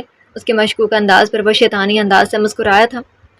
ارے صاحب جی، اسے صرف پولیس ہی آگاہ ہے، یا ایک کلاس قیدی جو ان کے آنے جانے کے لیے استعمال ہوتی ہے، اور مال لانے اور چھوڑنے کے لیے بھی۔ اس کے ہنس کے کہنے پر وہ بھی قدرے ریلیکس ہوا تھا۔ اس کے چہرے پر بھی بڑی کمینی مسکراہٹ آئی تھی۔ مجھے ان دونوں پولیس اہلکار کا بایو ڈیٹا چاہیے رات سے پہلے، اور ہاں، آج رات کے لیے میرے لیے بھی مال کا بندوبست کرواؤ۔ اس کے کہنے پر وہ سر خم کرتا اس بات میں گردن ہلائے وہاں سے دوسری جانب چلا گیا تھا۔ مہتاب مرتضیٰ بھی ہلکی سی سیٹی بجاتے ہوئے جب وہاں سے جانے لگا تو اسی وقت اس کے پاس ایک اور پولیس اہلکار آیا تھا۔ تمہاری ملاقات آئی ہے، اس نے بڑے ضبط سے اس کا لہجہ برداشت کیا تھا، اور ملاقاتی کمرے کی جانب چلا آیا تھا، اسے پولیس آفیسر کے پیچھے۔ وہ ملاقاتی کمروں میں آیا تو وہاں سے اس نے اپنی ماں کو بیٹھے پایا۔ اس کے وہاں آنے پر وہ بے ساختہ اٹھی تھی۔ کچھ دیر جذباتی سین پیدا ہوا تھا، پھر مطلع صاف ہوتے ہی دونوں فریقین آمنے سامنے موجود تھے۔ تمہاری پہلی سماعت میں ضمانت ہو جائے گی، تمہیں پریشان ہونے کی ضرورت نہیں ہے۔ انہوں نے اپنے درمیان حائل میز پر موجود بیٹے کے ہاتھ پر نرمی سے تسلی بھرا ہاتھ رکھتے یقین دہانی کرائی تو وہ جیسے کر رہا تھا، کیونکہ اس کی امید اب عدالت سے ختم ہو چکی تھی، اس لیے اپنے طور پر ہاتھ پاؤں مار رہا تھا۔ کم آن ممی، آپ ان پر اعتبار کر رہی ہیں، میں نکل آؤں گا تاریخ آنے سے قبل ہی۔ گو کہ وہ اپنا مکمل ارادہ ان پر کھولنا نہیں چاہا تھا، تاہم اشاروں کنائیوں میں انہیں بتایا تو وہ چونکی تھی اور نفی میں سر ہلایا تھا۔ تم کچھ بھی ایسا نہیں کرو گے جس سے تمہاری ساکھ مزید برباد ہو۔ میں تمہیں کہہ رہی ہوں کہ تمہارا پہلی ہی سماعت میں فیصلہ ہو جائے گا، اور وہ بھی تمہاری ضمانت کا، تو تمہیں مجھ پر یقین کرنا چاہیے۔ اس کی ماں نے دو ٹوک اور پراسرار لہجے میں کہا تو اس بار چونکنے کی باری اس کی تھی۔ آپ کیا کر رہی ہیں؟ مہتاب مرتضیٰ کے لہجے میں بے چینی پیدا ہوئی تھی تو اس کی ماں ایک ادا سے مسکرائی تھی۔ بس صحیح وقت پر صحیح پتہ چلایا ہے، کچھ لوگوں پر قرض تھا، انہیں چکانے پر مجبور کیا ہے۔ انہوں نے شان سے اپنی گردن اکڑاتے کہا تو اب کی بار بیٹا بھی شاطرانہ انداز سے مسکرایا تھا۔ ویل ڈن مامی، وہ پیچھے کی جانب ریلیکس ہوا تھا۔ تم اپنا پروگرام کینسل کرو گے اور خاموشی سے سماعت کا انتظار کرو گے اور باعزت اس جگہ سے نکلو گے۔ انہوں نے کھڑے ہوتے ہوئے اس کی جانب جھک کر کہا تو بس بات میں سر ہلا گیا۔ اس کی والدہ کچھ دیر میں چلی گئی تھی تو ادھر ہی بیٹھا شیر دل کو دل ہی دل میں مخاطب کرتے ہوئے وہ منصوبے بنا رہا تھا۔ آج مجھ سے علی انکل ملنے آئے تھے، اس نے کھانے کی میز پر بات کی تو پھپھو نے چونک کے اسے دیکھا، تاہم اس کی والدہ کے تاثرات تقریباً نارمل تھے، جس سے شاید وہ پس منظر سے واقف ہوں۔ پھپھو نے اس کے چہرے کی جانب دیکھا تھا اور بات کا پس منظر جاننے کی کوشش کی تھی، کیونکہ علی تو پہلے بھی اس سے ملاقات کرتے رہتے تھے شیر دل کے معالج کے سلسلے میں، لیکن اس کا ملاقات کا لب لباب شاید کچھ اور تھا۔ انہوں نے اپنا گلاس میں پانی ڈالا اور زمرد کی طرف دیکھا، پھر شاید اس انتظار میں تھیں کہ یہ دونوں خواتین ملاقات کا سبب پوچھیں تو وہ بتائیں۔ کسی خاص سلسلے میں آئے تھے؟ بالآخر پھپھو نے ہی وجہ پوچھی تھی۔ والدہ ان کے درمیان فی الحال خاموشی کا کردار ادا کر رہی تھیں۔ کھانے کی میز پر چھری کانٹوں کے ساتھ وقفے وقفے سے ان کی ہلکی پھلکی گفتگو گونجتی تھی۔ اپنے بیٹے کا رشتہ لے کر آئے تھے، اس نے منہ میں پاستہ ڈالتے معمول کی خبر کی طرح تشہیر کی تو دونوں خواتین نے بنا چونکے اس خبر کو سنا تھا۔ تم نے کیا جواب دیا؟ اب کی بار والدہ کی جانب سے سوال آیا تھا تو اس نے گردن موڑ کر ان کی جانب دیکھا تھا جو چھوٹی سی گول میز پر اس کے دائیں جانب بیٹھی تھی۔ پھپھو اس کے سامنے والی کرسی پر براجمان تھی۔ والدہ کے تاثرات اسے کچھ عجیب سے لگے تھے۔ میں نے انہیں وہی جواب دیا جو بنتا تھا۔ اس نے پاستا کی پلیٹ میز پر رکھتی تھی جو اب خالی ہو چکی تھی۔ والدہ کی نظر اس کی پلیٹ سے دوبارہ اس کے چہرے تک گئی تھی۔ انہیں تعجب ہوا تھا کہ اس نے انکار کر دیا تھا، لیکن کس وجہ پر، کس چیز کو بنیاد بنا کر؟ پھپھو نے اب گفتگو میں اپنا حصہ ڈالنا ضروری سمجھا تھا۔ کس بنیاد پر انکار کیا ہے؟ انہوں نے وہ وجہ جاننی چاہی تھی جو کہ اہم تھی، اور اس کے تاثرات سے بخوبی پتہ چل گیا تھا کہ وہ صاف انکار کر چکی ہے، لیکن کیوں؟ جبکہ شیردل کا رشتہ بہت اچھا تھا، ہر لحاظ سے اپر کلاس کا موضوع ان کے اسٹیٹس سے میل کھاتا تھا۔ وہ مجھے اس کیس میں استعمال کرنا چاہتے ہیں، وہ ناپ تول کر بول رہی تھی، نہ کم نہ زیادہ۔ زمرد، تمہیں کیسے الہام ہوا؟ اس کی والدہ کا لہجہ قدرے ترش ہوا تھا۔ اس نے تعجب سے دیکھا، جیسے وہ اس کے فیصلے سے مطمئن نہ ہوئی ہوں، جیسے ان کی توقع کے خلاف یہ فیصلہ لیا ہو اس نے۔ بالغ ہونے کے بعد اس کے فیصلوں پر سوال انہوں نے کبھی نہیں اٹھایا تھا، لیکن یوں عجیب رویہ بھی نہیں اپنایا تھا۔ کچھ چیزیں صاف اور واضح اگر سمجھدار انسان دیکھنا چاہے تو بآسانی نظر آ سکتا ہے۔ اس نے نیپکن سے ہاتھ صاف کیے اور سکون سے کرسی سے ٹیک لگائی تھی۔ بھابھی، ایک منٹ۔ پھپھو نے ان کو مزید بولنے سے روکا تھا اور خود اس سے بات کرنی چاہی تھی۔ زمرد، بعض دفعہ ہمیں جو نظر آ رہا ہوتا ہے وہ حقیقت نہیں ہوتی، اور حقیقت ایک غلاف میں لپٹی ہوتی ہے، اسے تلاش کرنا پڑتا ہے، اور جو نظر آتا ہے وہ نظروں کا محض دھوکہ بھی ہو سکتا ہے۔ اس غلاف کو ہٹانا پڑتا ہے تاکہ حقیقت واضح ہو۔ اور تم نے جو فیصلہ لیا ہے کیا سوچ سمجھ کر لیا ہے؟ پھپھو بھی کھانا ختم کر چکی تھی، اور بھوک تو اس کی والدہ بھی ختم ہو گئی تھی۔ زمرد نے محض سر ہلا کر ان کی بات کی تصدیق کی تھی کہ اس نے بہت سوچ بچار کے بعد یہ حتمی فیصلہ لیا ہے۔ پھپھو کو اس کی یہ جلد بازی لگی تھی۔ میرے سوال کا جواب دے سکتی ہو؟ ان کے پوچھنے پر اس نے ابرو اچکایا اور سوال کی نوعیت جاننا چاہی تھی۔ اگر اس واقعی حال سفیان کیس سے قبل شیردل کا پرپوزل آتا تو تم تب بھی انکار کرتی؟ پھپھو کے سوال پر اس کے سامنے کئی ایسے منظر لہرائے تھے جب شیردل اس کے ساتھ تھا، اور اس کی آنکھوں میں چمکتے جگنو اس نے بڑی دفعہ دیکھے تھے۔ اس کے گلے کی گلٹی ابھر کر معدوم ہوئی تھی۔ پھپھو کی نظریں ہنوز اس کے چہرے کا طواف کر رہی تھی۔ شاید تب جواب کچھ اور ہوتا۔ اس نے صاف گوئی سے جواب دیا تھا۔ رات کا کھانا کھایا جا رہا تھا اور شیردل نے عجلت میں چند لقمے ہی زہر مار کیے تھے، وہ بھی بحالت مجبوری۔ اس کے والد اور والدہ کھانے کی میز پر موجود تھے، جبکہ بہن ندار تھی، شاید کہیں ڈنر پر دوستوں کے ساتھ گئی تھی۔ اسی وقت کھانے کے دوران ایک ملازم اس کا بیگ گھسیٹتا ہوا لایا تھا اور وہیں رک کر اس کے فارغ ہونے کا انتظار کیا تھا، اس کے نکلنے کا انتظار کیا تھا۔ صاحب، آپ کا سامان تیار ہے۔ ملازم کی آواز پر اس نے سر اٹھایا اور ماں نے بھی ادھر دیکھا تھا، ورنہ کھانے کے دوران مکمل خاموشی سے کھانا کھایا جا رہا تھا۔ میری گاڑی میں رکھوا دیں اور گاڑی ڈرائیور سے بولیں اسٹارٹ کریں، میں آ رہا ہوں۔ اس نے پلیٹ پرے کرتے نیپکن سے منہ صاف کیا اور اٹھ کھڑا ہوا تھا۔ والد کی نظروں نے اس تک کا فاصلہ طے کیا تھا۔ والدہ بھی کھانا روک چکی تھی۔ میرے کمرے میں بھی 2 بیگز ہیں، وہ بھی گاڑی میں رکھوا دیں، ان میں ممی بابا کے لیے تحائف ہیں۔ پہلا جملہ ملازم سے کہنے کے بعد اگلے جملے پر رخ شیردل کی جانب کیا تو اس کے ماتھے پر لکیر آئی تھی۔ ممی، جب آپ خود نہیں جا رہی ہیں تو انہیں آپ کے تحائف کی بھی ضرورت نہیں ہے، وہ ناراض سا بولا تھا۔ شیردل، میں نے تمہیں پہلے ہی کہا تھا کہ ابھی کچھ دن مصروفیات ہیں، الیکشن کی نزدیکی کی وجہ سے، اس کے بعد چکر لگا لوں گی۔ ممی بابا کو اعتراض نہیں ہے تو تم بھی اپنے اعتراضات اپنے پاس رکھو۔ اس کے ناراض چہرے کو دیکھتے انہوں نے بڑے عام سے لہجے میں کہا، یوں کہ جیسے اپنے والدین کی صحت سے زیادہ یہ چیزیں اہمیت کے حامل ہوں۔ پلیز ممی، اگر آپ ان کی صحت سے زیادہ اپنی ان سوشل ایکٹیویٹیز عزیز ہیں تو رکھیں، انہیں آپ کے ان تحائف کی قطعاً ضرورت نہیں ہے۔ اس نے موبائل اٹھا کر جیب میں ڈالا اور وہاں سے نکلنے لگا تو اس کے والد بھی اس کے ساتھ ہی اٹھے تھے، وہ اس کے پیچھے پیچھے ہو لیے تھے۔ پورچ میں پہنچنے پر اس نے گھر کے اندر سے ان 2 بیگز کو لاتے ملازم کو جن نظروں سے دیکھا تھا وہ ادھر ہی رک گیا تھا اور اس کے باپ کے اشارے پر واپس اندر کی جانے بڑھا تھا۔ پلیز ڈیڈ، آپ ممی کی حمایت میں مت بولیں کچھ بھی۔ جب ان کو مطلب تھا ان سے، تب اپنے مطلب کے لیے ان کی عمر تک کا خیال کیے بغیر اتنی بڑی ذمہ داری ان کے اوپر چھوڑ دی تھی، اور جب ان کی طبیعت کی خرابی کی وجہ سے انہیں ان کی ضرورت ہے تو آپ بھی ان کی سائڈ لے رہے ہیں، یہ سراسر خود غرضی ہے۔ وہ قطعاً معاف کرنے کے موڈ میں نہیں تھا۔ میں پرسوں چکر لگاؤں گا تو تمہاری والدہ بھی ساتھ جائیں گی، انہوں نے اس کے کندھے پر ہاتھ رکھتے ہوئے کہا تھا۔ آپ کو بھی زحمت اٹھانے کی ضرورت نہیں ہے، میں ان کے پاس جا رہا ہوں تو انہیں اب کسی کی بھی مزید ضرورت نہیں ہے۔ ابھی بھی گولہ باری کے موڈ میں تھا۔ زیادہ باپ بننے کی کوشش مت کرو، میں تمہارا باپ ہوں، تم میرے باپ نہیں ہو۔ یہ ادائیں اپنے نانا نانی کو دکھانا اور گفٹس بھی ہم خود دیتے آئیں گے، تم جاؤ شاباش۔ وقت غالباً نکل رہا ہے۔ پہلے اسے شرمندہ کرنے کی کوشش کی تھی اور آخر میں اسے پچکارا تھا، وہ ذرا نارمل ہوا تھا۔ چلتا ہوں، اپنا خیال رکھیے گا، اور پلیز بیوی کی ہر بات پر لبیک مت کہا کریں۔ باپ سے بغل گیر ہوتے اس نے ساتھ ہی مشورہ دیا تو وہ اسے گھور کر رہ گئے۔ زیادہ بک بک نہ کیا کرو، اور مجھے تم سے ایک اہم بات کرنی تھی۔ انہیں اچانک ہی یاد آیا کہ جس وجہ سے وہ اس کے پیچھے آئے تھے۔ شیردل نے کلائی موڑ کر گھڑی دیکھی۔ معذرت والد محترم، ہم بعد میں بات کریں گے کیونکہ میں لیٹ ہو رہا ہوں۔ ویسے مجھے ذرا ہنٹ دے دیں کہ بات کس موضوع کے متعلق ہے؟ اس نے گاڑی کا دروازہ کھولتے پوچھا تھا۔ ڈاکٹر زمرد سے ہوئی ملاقات کے متعلق۔ دروازہ کھولتے ہوئے ٹھٹکا تھا، اس کے ہاتھ ساکن ہوئے تھے۔ گردن باپ کی جانب موڑی تو گردن کی ہڈی چٹکنے کی آواز پیدا ہوئی تھی۔ آپ ہنٹ نہ ہی دیتے تو اچھا تھا۔ واپسی پہ ہی تفصیل سے بات کریں گے، اللہ حافظ۔ وہ گاڑی میں بیٹھا اور ڈرائیور کو اشارہ کیا تھا اور گاڑی ایئرپورٹ کی جانب رواں دواں ہو گئی تھی۔ کھانے کے بعد زمرد اپنے کمرے میں آ گئی تھی، جبکہ اس کی پھپھو والدہ کی ویل چیئر دھکیلتی باہر لان میں لے آئی تھی۔ وہیں ان کے درمیان شاید کچھ باتیں ہوئی تھیں جن کے پیش نظر اس کی پھپھو نے زمرد سے بات کرنے کا طے کیا تھا۔ وہیں لان میں کچھ دیر ٹھہرنے کے بعد وہ انہیں کمرے میں چھوڑنے کے بعد کچن میں چلی آئی تھیں اور 2 مگ کافی کے بنائے تھے انہیں ٹرے میں رکھ کر اس کے کمرے کی جانب آئی تو وہاں کی بتی گل تھی۔ انہوں نے اسٹڈی کا رخ کیا جو بیک وقت اسٹڈی اور لائبریری دونوں کا رول ادا کر رہی تھی۔ انہوں نے دروازہ ناک کیا تو اندر سے آ جائیں کہ مصروف سی آواز آئی تھی۔ وہ ٹرے کے ساتھ اندر داخل ہوئی تو زمرد اسٹڈی ٹیبل پر لیپ ٹاپ کھولے چند کاغذات پھیلائے ان میں منہمک تھی۔ اس نے سر اٹھا کر اسے ہی دیکھا تو پھپھو کو سامنے دیکھ کر تھکاوٹ سے مسکرائی تھی۔ اس نے ہاتھ بڑھا کر کافی کا مگ اٹھا لیا اور وہ بھی اسٹڈی کے سامنے والی کرسی پر براجمان ہو گئی تھی۔ ڈسٹرب تو نہیں کیا؟ اس کو کافی پیتے دیکھ کر انہوں نے ازراہ مروت سے پوچھا تو اس نے نفی میں سر ہلایا تھا۔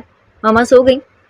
اس کے پوچھنے پر انہوں نے اس بات میں سر ہلایا تھا۔ وہ بالوں کا جوڑا بنائے دوپٹہ ایک کندھے پر رکھے مصروف سی لگی تھی اور جوڑے سے چند ایک بال نکل کر چہرے کے اطراف میں پھیلے ہوئے تھے۔ چہرے پر مسلسل کام کی وجہ سے تھکاوٹ کے آثار تھے۔ میں نے اور بھابھی نے ڈیسائیڈ کیا کہ تم پر ریسٹورانٹ اور جاب کا کافی برڈن ہو گیا تو کل سے میں اور بھابھی ریسٹورانٹ خود دیکھ لیں گے۔ ان کے کہنے پر اس کے چہرے پر ایک سکون کی لہر دوڑی تھی۔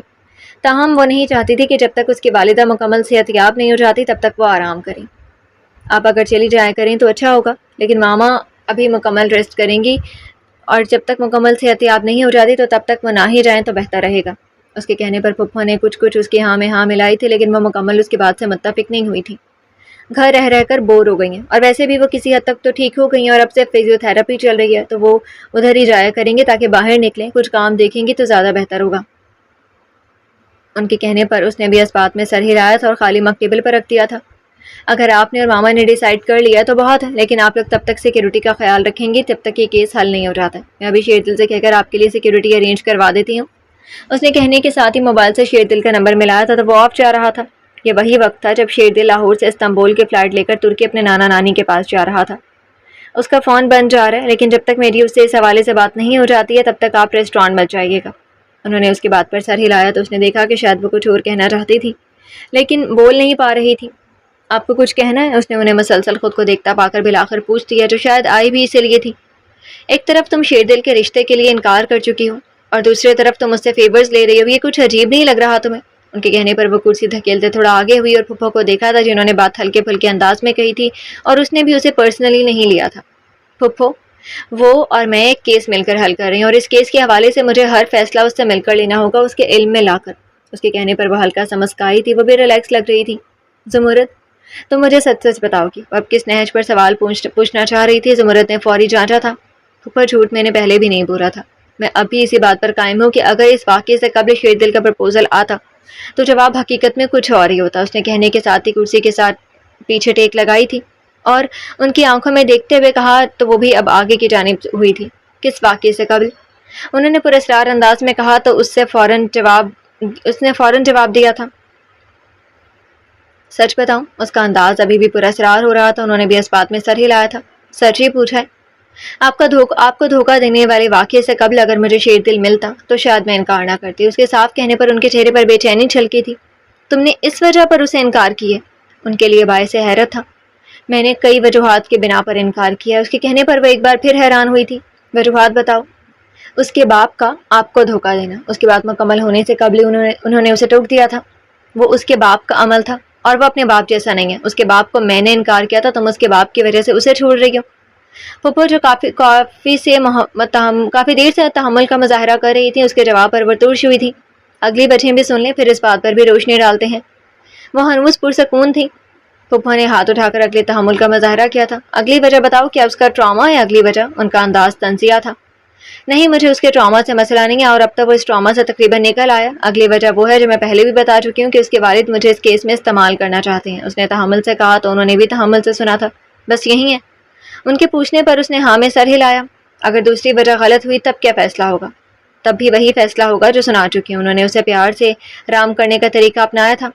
پہلی وجہ سراسر غلط ہے۔ ان سے شادی سے انکار میں نے کیا تھا کیونکہ مجھے ایک ایسا مرد ہرگز قابل قبول نہیں تھا جو خود کے لیے سٹینڈ نہ لے سکے، اور میرے لیے لینا تو دور کی بات ہی۔ علی کے والدین اس کی میرے ساتھ شادی نہیں کرنا چاہتے تھے اور وہ سٹینڈ نہیں لے سکتے تھے، اسی لیے میں نے انہیں چھوڑ دیا۔ انہوں نے یہ کہنے کے لیے کھڑکی کھولنے کی زحمت کی تھی جیسے ان کے لیے یہ بتانا آسان نہ ہو۔ وہ بھی ان کے پیچھے ہی اٹھ کر کھڑکی کے پاس آن کھڑی ہوئی تھی جس سے سرد ہوا اندر داخل ہو رہی تھی۔ میں نے تب سے یہ کیس ختم کر دیا تھا اور میں کھولنا ہی نہیں چاہتی۔ تمہیں مختصراً بتایا ہے کیونکہ تم ایک کی بنیاد پر دوسرے کو جج کر رہی ہو اور غلط کر رہی ہو۔ انہوں نے کھڑکی کے پار آسمان پر دسترس سے دور چاند کو تکتے کہا تو اس نے فوراً ان کی تردید کی تھی۔ میں جج نہیں کر رہی، اسی بنیاد پر انکار کر رہی ہوں کہ باپ کا اثر بیٹے پر کچھ نہ کچھ تو ہوگا، اس نے جراح کی تھی۔ یہ تم تب کہتی جب تم اس سے ناواقف ہوتی، اسے جانتی نہ ہو، یا جب اس کا بچپن سے لے کر جوانی کا دور تمہارے سامنے نہ ہوتا۔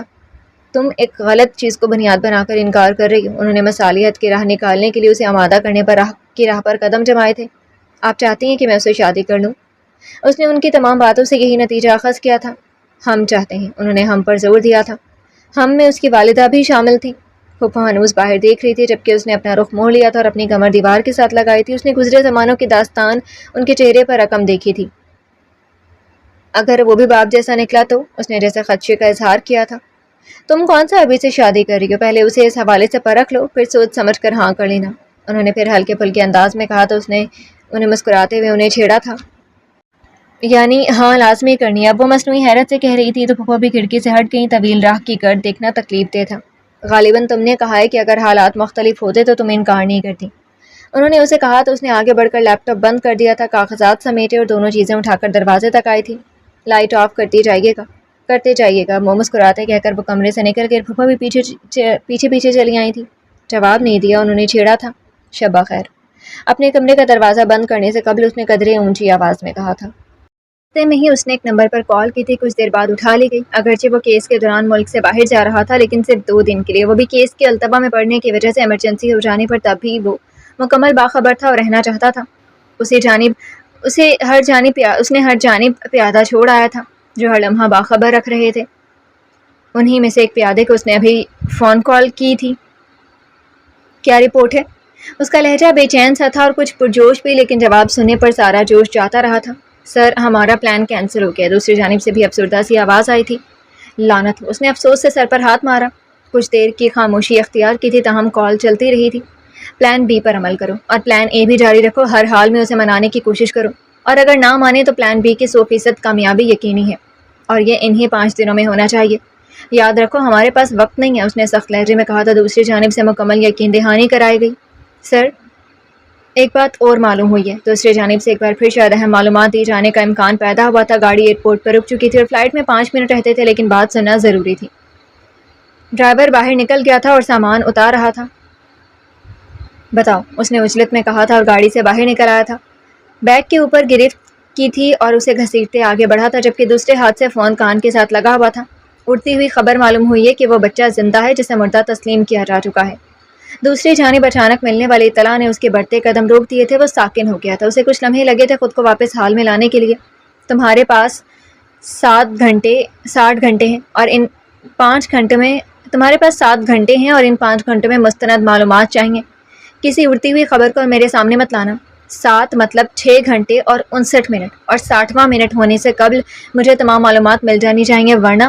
اس ورنہ نے مقابل کی قوت سماعت کے ساتھ ساتھ قوت گویائی بھی تیز کر دی تھی، جس نے کال بند ہونے کے فوراً بعد اپنے کانٹیکٹ استعمال کرنے شروع کر دیے تھے، اور آگے کی جانب بڑھتا شیر دل سے دعا گو تھا کہ یہ خبر سچی نکلے۔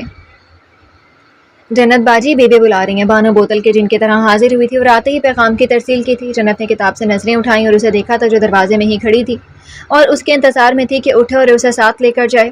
وہ منشی چاچا کے گھر سے جب سے آئی تھی اپنے کمرے میں موجود تھی۔ اس کا خیال تھا کہ بانو کھانا بنانا شروع کر چکی ہوگی۔ اچھا میں آتی ہوں، اس نے صوفے پر بیٹھی اگلے 2 صفوں کو دیکھتے کہا تھا جنہیں پڑھ کر ہی وہ جانے کا ارادہ رکھتی تھی۔ کہنے کے بعد اپنی توجہ دوبارہ کتاب پر مرکوز کر لی تھی، حالانکہ جانتی تھی اب بانو صاحبہ کی موجودگی میں یہ ناممکن نہیں ہوگا کہ وہ کسی کام پر یکسوئی مرکوز کر سکے، لیکن کوشش کی تھی جو کہ ناکام ہوئی تھی۔ بیبے نے کہا ہے کہ جنت کو ساتھ لے کر آؤں۔ اس نے ادھر ہی کھڑے ایک بار پھر پیغام دیا تھا تو جنت نے کتاب ٹھک سے بند کی تھی اور ضبط سے اسے دیکھا تھا جس کے چہرے پر ڈھیٹ مسکراہٹ تھی۔ جنت نے اکتاہٹ سے کتاب سائڈ ٹیبل پر رکھی اور چپل اڑستے اٹھی تھی۔ بانو نے اس کے چہرے کو دیکھا تھا جس پر جھنجھلاہٹ طاری تھی اور اس جھنجھلاہٹ میں اضافے کی توقع تھی۔ اس نے اپنا سر نیچے جھکا کر مسکراہٹ روکی تھی۔ خیریت ہے؟ ساتھ چلتے بانو نے سے پوچھا تو اس نے ایک بار پھر بتیسی دکھائی تھی۔ بیبے کا حکم ہے جی کہ آج تسی کھانا پکاؤ گے۔ جنت کے تاثرات بانو کی توقع کے مطابق ہی تھے، کیونکہ گیس نہ آنے کی وجہ سے جس تکلیف سے آگ جلتی تھی ٹھنڈے موسم میں، اس سے جنت کو بہت چڑ تھی۔ اس کی اکتاہٹ میں مزید اضافہ ہوا تھا۔ بانو کی بتیسی کو اس نے کوفت سے دیکھا تھا۔ گیس ہے؟ اس نے دل میں دعا کی تھی کہ آج گیس ہو، لیکن شاید بدقسمتی تھی جو دعا قبول نہ ہوئی۔ نہ جنت بی بی، آج صبح سے ہی گیس نہیں آ رہی، ناشتہ بھی آگ جلا کر پکایا اور صبح سے چائے بھی آگ پر ہی پک رہی ہے۔ بانو کی زبان کے آگے خندق تھی جو اچھی خبر نہیں دے سکتی تھی۔ اچھا جاؤ سامان لے کر آؤ، میں بیبے سے پوچھتی ہوں آج کیا پکانا ہے۔ جنت نے ضبط کا مظاہرہ کرتے کوفت کو دباتے کہا تو بانو مسکراتی کچن کی جانب چلی آئی جبکہ وہ خود بیبے کے پاس لاؤنج میں چلی آئی جدھر بیبی چچی کے ساتھ اور گاؤں کی ایک عورت کے ساتھ موجود تھی۔ ان کے اٹھنے سے قبل وہ ایک بار پھر دیکھ کر آئی تھی کہ ابا جاگ گئے ہیں یا نہیں، لیکن وہ ہنوز سو رہے تھے۔ شدید دھند اور سردی کی وجہ سے گیس نے آنے سے انکار کر دیا تھا، جس کی وجہ سے شدید سردی کے مہینے آگ جلا کر گزرنے تھے۔ ویسے تو سلنڈر میں گیس بھروائی ہوئی تھی، لیکن گاؤں کے لوگ جب تک سردی میں آگ نہ جلا لیں انہیں سکون نہیں آتا اور سلنڈر کی گیس کو صرف چائے بنانے تک چھوڑ دیا جاتا تھا۔ اس وقت 5 بج رہے تھے، چونکہ صبح رات کو جلدی اور کھانے کے عادی لوگ تھے تو اس لحاظ سے انہیں بھوک بھی جلدی لگ جاتی تھی، اور سردی کے دنوں میں کھانا اکٹھا پکتا تھا، لیکن آگ جلانے کی باری سب کی لگتی اور اس باری میں ان کی ساری کسریں نکل جاتی تھیں، خصوصاً جنت عالم کی، کیونکہ جتنا بھی وہ سمجھدار اور کنٹرول بندی تھی، آگ جلانے پر آ کر اس کی بس ہو جاتی تھی۔ یہ واحد کام تھا جس سے اس کو چیڑ تھی، جو اسے مشکل ترین لگتا تھا، حالانکہ وہ کر لیتی تھی، اس کے باوجود اسے آگ جلا کر کھانا بنانا کبھی اچھا نہیں لگا کرتا تھا۔ بیبی کہتی تھی کہ گاؤں کی بیٹی کو ہر کام آنا چاہیے، چاہے وہ اپلے تھاپنے ہو، آگ جلانی ہو یا صفائی کے ساتھ کھیتی باڑی کرنی ہو۔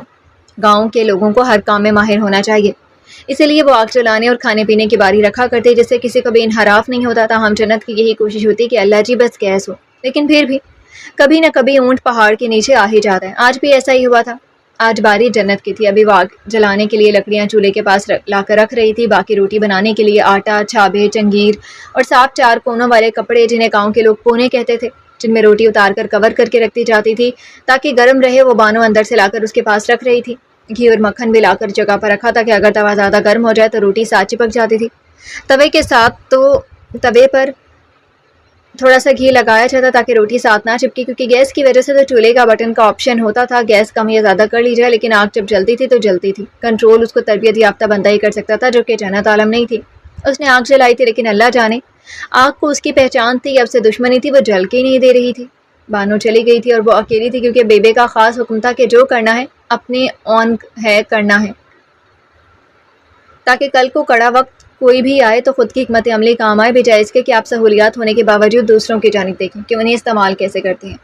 ان تینوں گھروں میں مٹی کے چولہے نہیں تھے، لیکن چولہا صرف صالح یوسف کے گھر تھا، کیونکہ تینوں گھر بعد میں تعمیر ہوئے تھے، لیکن ان کا گھر ویسے کا ویسا جیسے پیور گاؤں کے گھر ہوتے ہیں۔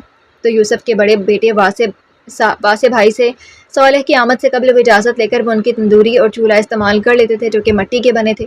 لان کی ایک جانب کھلی مٹی کی جگہ تھی، جو کہ خصوصاً اسی کام کے لیے استعمال ہوتی تھی۔ آگ جلانے کے لیے اس نے مٹی کے چولہے کے اندر اپلے اور لکڑیاں اکٹھی اوپر نیچے رکھ دی تھی، جس کی وجہ سے دھواں اٹھ رہا تھا اور آگ جل نہیں رہی تھی، مسلسل کھانس رہی تھی اور آنکھوں سے بھی پانی نکلنا شروع ہو گیا تھا۔ جس دن لڑکیوں کی باری ہوتی اس دن کوئی بھی مدد نہیں کرتا تھا، جس کا جنت کو خصوصاً دکھ ہوتا۔ ابھی بھی وہ اکیلے نبرد آزما تھی کہ کبھی لکڑیاں اوپر نیچے اٹھاتی تو کبھی اپلے توڑ کے رکھتی، لیکن آگ کا اور اس کا بہت پرانا ویر تھا۔ کھانسی شدت اختیار کرتی جا رہی تھی جب اس نے دروازہ کھلنے اور بند ہونے کی آواز سنی تھی۔ صالح کے گھر کا دروازہ جو باہر کا مرکزی دروازہ تھا وہ لکڑی کا تھا، تو جب کھلتا اور بند ہوتا تو مخصوص چرر کی آواز آتی۔ وہ فاطمہ اور آدم کو مدد کے لیے کہہ کر آئی تھی، یقیناً وہ دونوں آئے تھے۔ اچانک ہی اس کے دل میں پیار جاگا تھا ان کے لیے۔ نیچے منہ کیے وہ کھانس رہی تھی جب اس کے سامنے ایک پانی کا گلاس آیا تھا۔ دھوئیں کی وجہ سے وہ مقابل کا ہاتھ غور سے نہیں دیکھ پائی، لیکن گلاس تھام لیا اور فوراً منہ سے لگایا تھا۔ شکریہ، اب اس آگ کو جلاؤ ورنہ 15 منٹ تک بیبے آ کر مجھے جلا دیں گے۔ ابھی بھی منہ دوسری طرف کیے وہ پانی پینے کے بعد اپنی آنکھیں رگڑ کر صاف کر رہی تھی، جن سے پانی بہہ کر انہیں سرخ کر چکا تھا۔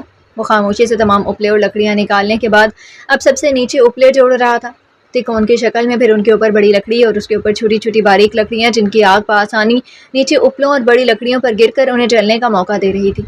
اپنے کام سے فارغ ہو کر وہ اسے ہی دیکھ رہا تھا جو ابھی تک اپنی آنکھوں کو صاف کر رہی تھی اور ساتھ ساتھ بیبے کا ڈراوا دے رہی تھی۔ اچانک خاموشی محسوس کرنے کے بعد اور دھیمی سی خوشبو کے احساس پر وہ بے ساختہ پلٹی تھی اور درمیان میں جلتے ہی روشن آگ نے مقابل کا چہرہ واضح کیا تھا۔ وہ کب سے یہاں تھا؟ شاید وہ یہاں سے کبھی گیا ہی نہیں تھا۔ اسے آج بھی آگ اس سے زیادہ اچھی جلانے آتی تھی۔ وہ مسلسل دیکھ رہی تھی لیکن بولی نہیں تھی۔ 5 دنوں میں یہ گنتی کی ملاقاتیں تھیں جو باضابطہ تھی۔ روشن آگ نے بہت کچھ واضح کر دیا تھا۔ شاید چہرے کا رنگ تھا جو سب سے زیادہ واضح تھا۔ وہ رنگ کیا تھا؟ سرخ، سفید، نیلا یا پرپل؟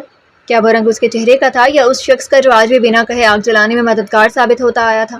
وہ سنبھلی تھی اپنی جگہ پر، اب سکون سے بیٹھی ہوئی تھی بنا کوئی بات کی۔ اب توا چولہے پر رکھنے کے بعد آٹے سے پیڑا کر رہی تھی۔ ابا گھر ہے؟ اس نے توے پر روٹی ڈالنے سے قبل تھوڑا سا مکھن لگایا تھا جس سے توے پر اچانک ہی آگ کا شعلہ سا بنا تھا اور اس نے فوراً ہی اوپر روٹی ڈال دی تھی۔ صالح پاس پڑی پیڑھی پر بیٹھ گیا تھا۔ تمہیں آج بھی آگ جلانی نہیں آتی کیا؟ صالح نے اس کی بات کا جواب یہ دیا اور جنت نے مزید کوئی جواب نہیں دیا، لیکن دل میں ضرور دیا تھا تمہیں ہمیشہ کی طرح دل جلانا آتا ہے صرف، لیکن دل میں بہت کچھ کہا تھا۔ صالح بنا اس کے کہے آگ جلا رہا تھا اور وہ روٹیاں پکا کر رکھتی جا رہی تھی۔ ان کے درمیان معنی خیز خاموشی موجود تھی۔ بڑھتے وقت کے ساتھ سردی بھی بڑھ رہی تھی۔ وہ بنا کہے آگ کم یا زیادہ کرتا جا رہا تھا۔ اس نے تمام روٹیاں پکا لی تھیں، اب سالن گرم کرنے کے لیے رکھا تھا جو سردی کے باعث جلدی ٹھنڈا ہو گیا تھا۔ جنت کو اچانک یاد آیا کہ وہ تو کہیں جا رہا تھا اور جلدی ہی واپس آ گیا تھا۔ اس کا دل تو کیا تھا کہ پوچھے کتنے حج کا ثواب لے کر واپس آیا، لیکن وہ ذہن کو جھٹک گئی تھی۔ منشی چاچا کے کہنے پر وہ سوچ رہی تھی کہ اسے بات کرے یا نہ کرے، لیکن پہلے ابا سے بات کرنا ضروری تھا، اس لیے وہ فی الحال اسے بات کرنے کا ارادہ ترک کیے اٹھ گئی تھی اور جاتے جاتے اسے ہدایت دے گئی تھی آگ کم کر دو تاکہ ہنڈیا طراف سے جلے نہ۔ جنت پیڑھی سے اٹھی اور مصروف سے انداز میں اسے کہا تھا اور خود اپنے گھر کی جانب چلی آئی تھی تاکہ برتن لا سکے جن میں کھانا ڈال کر دسترخوان سجایا جائے۔ وہ چٹائی اور برتن لے آئی تھی، برتن آگ کے پاس رکھے تھے اور انہیں کھانا ڈالا تھا۔ صالح خود ہی اٹھ کر چٹائی بچھا رہا تھا۔ جنت نے ایک نظر اسے چٹائی بچھاتے دیکھا تھا تو اس کے چہرے پر ہلکی سی مسکراہٹ آئی تھی۔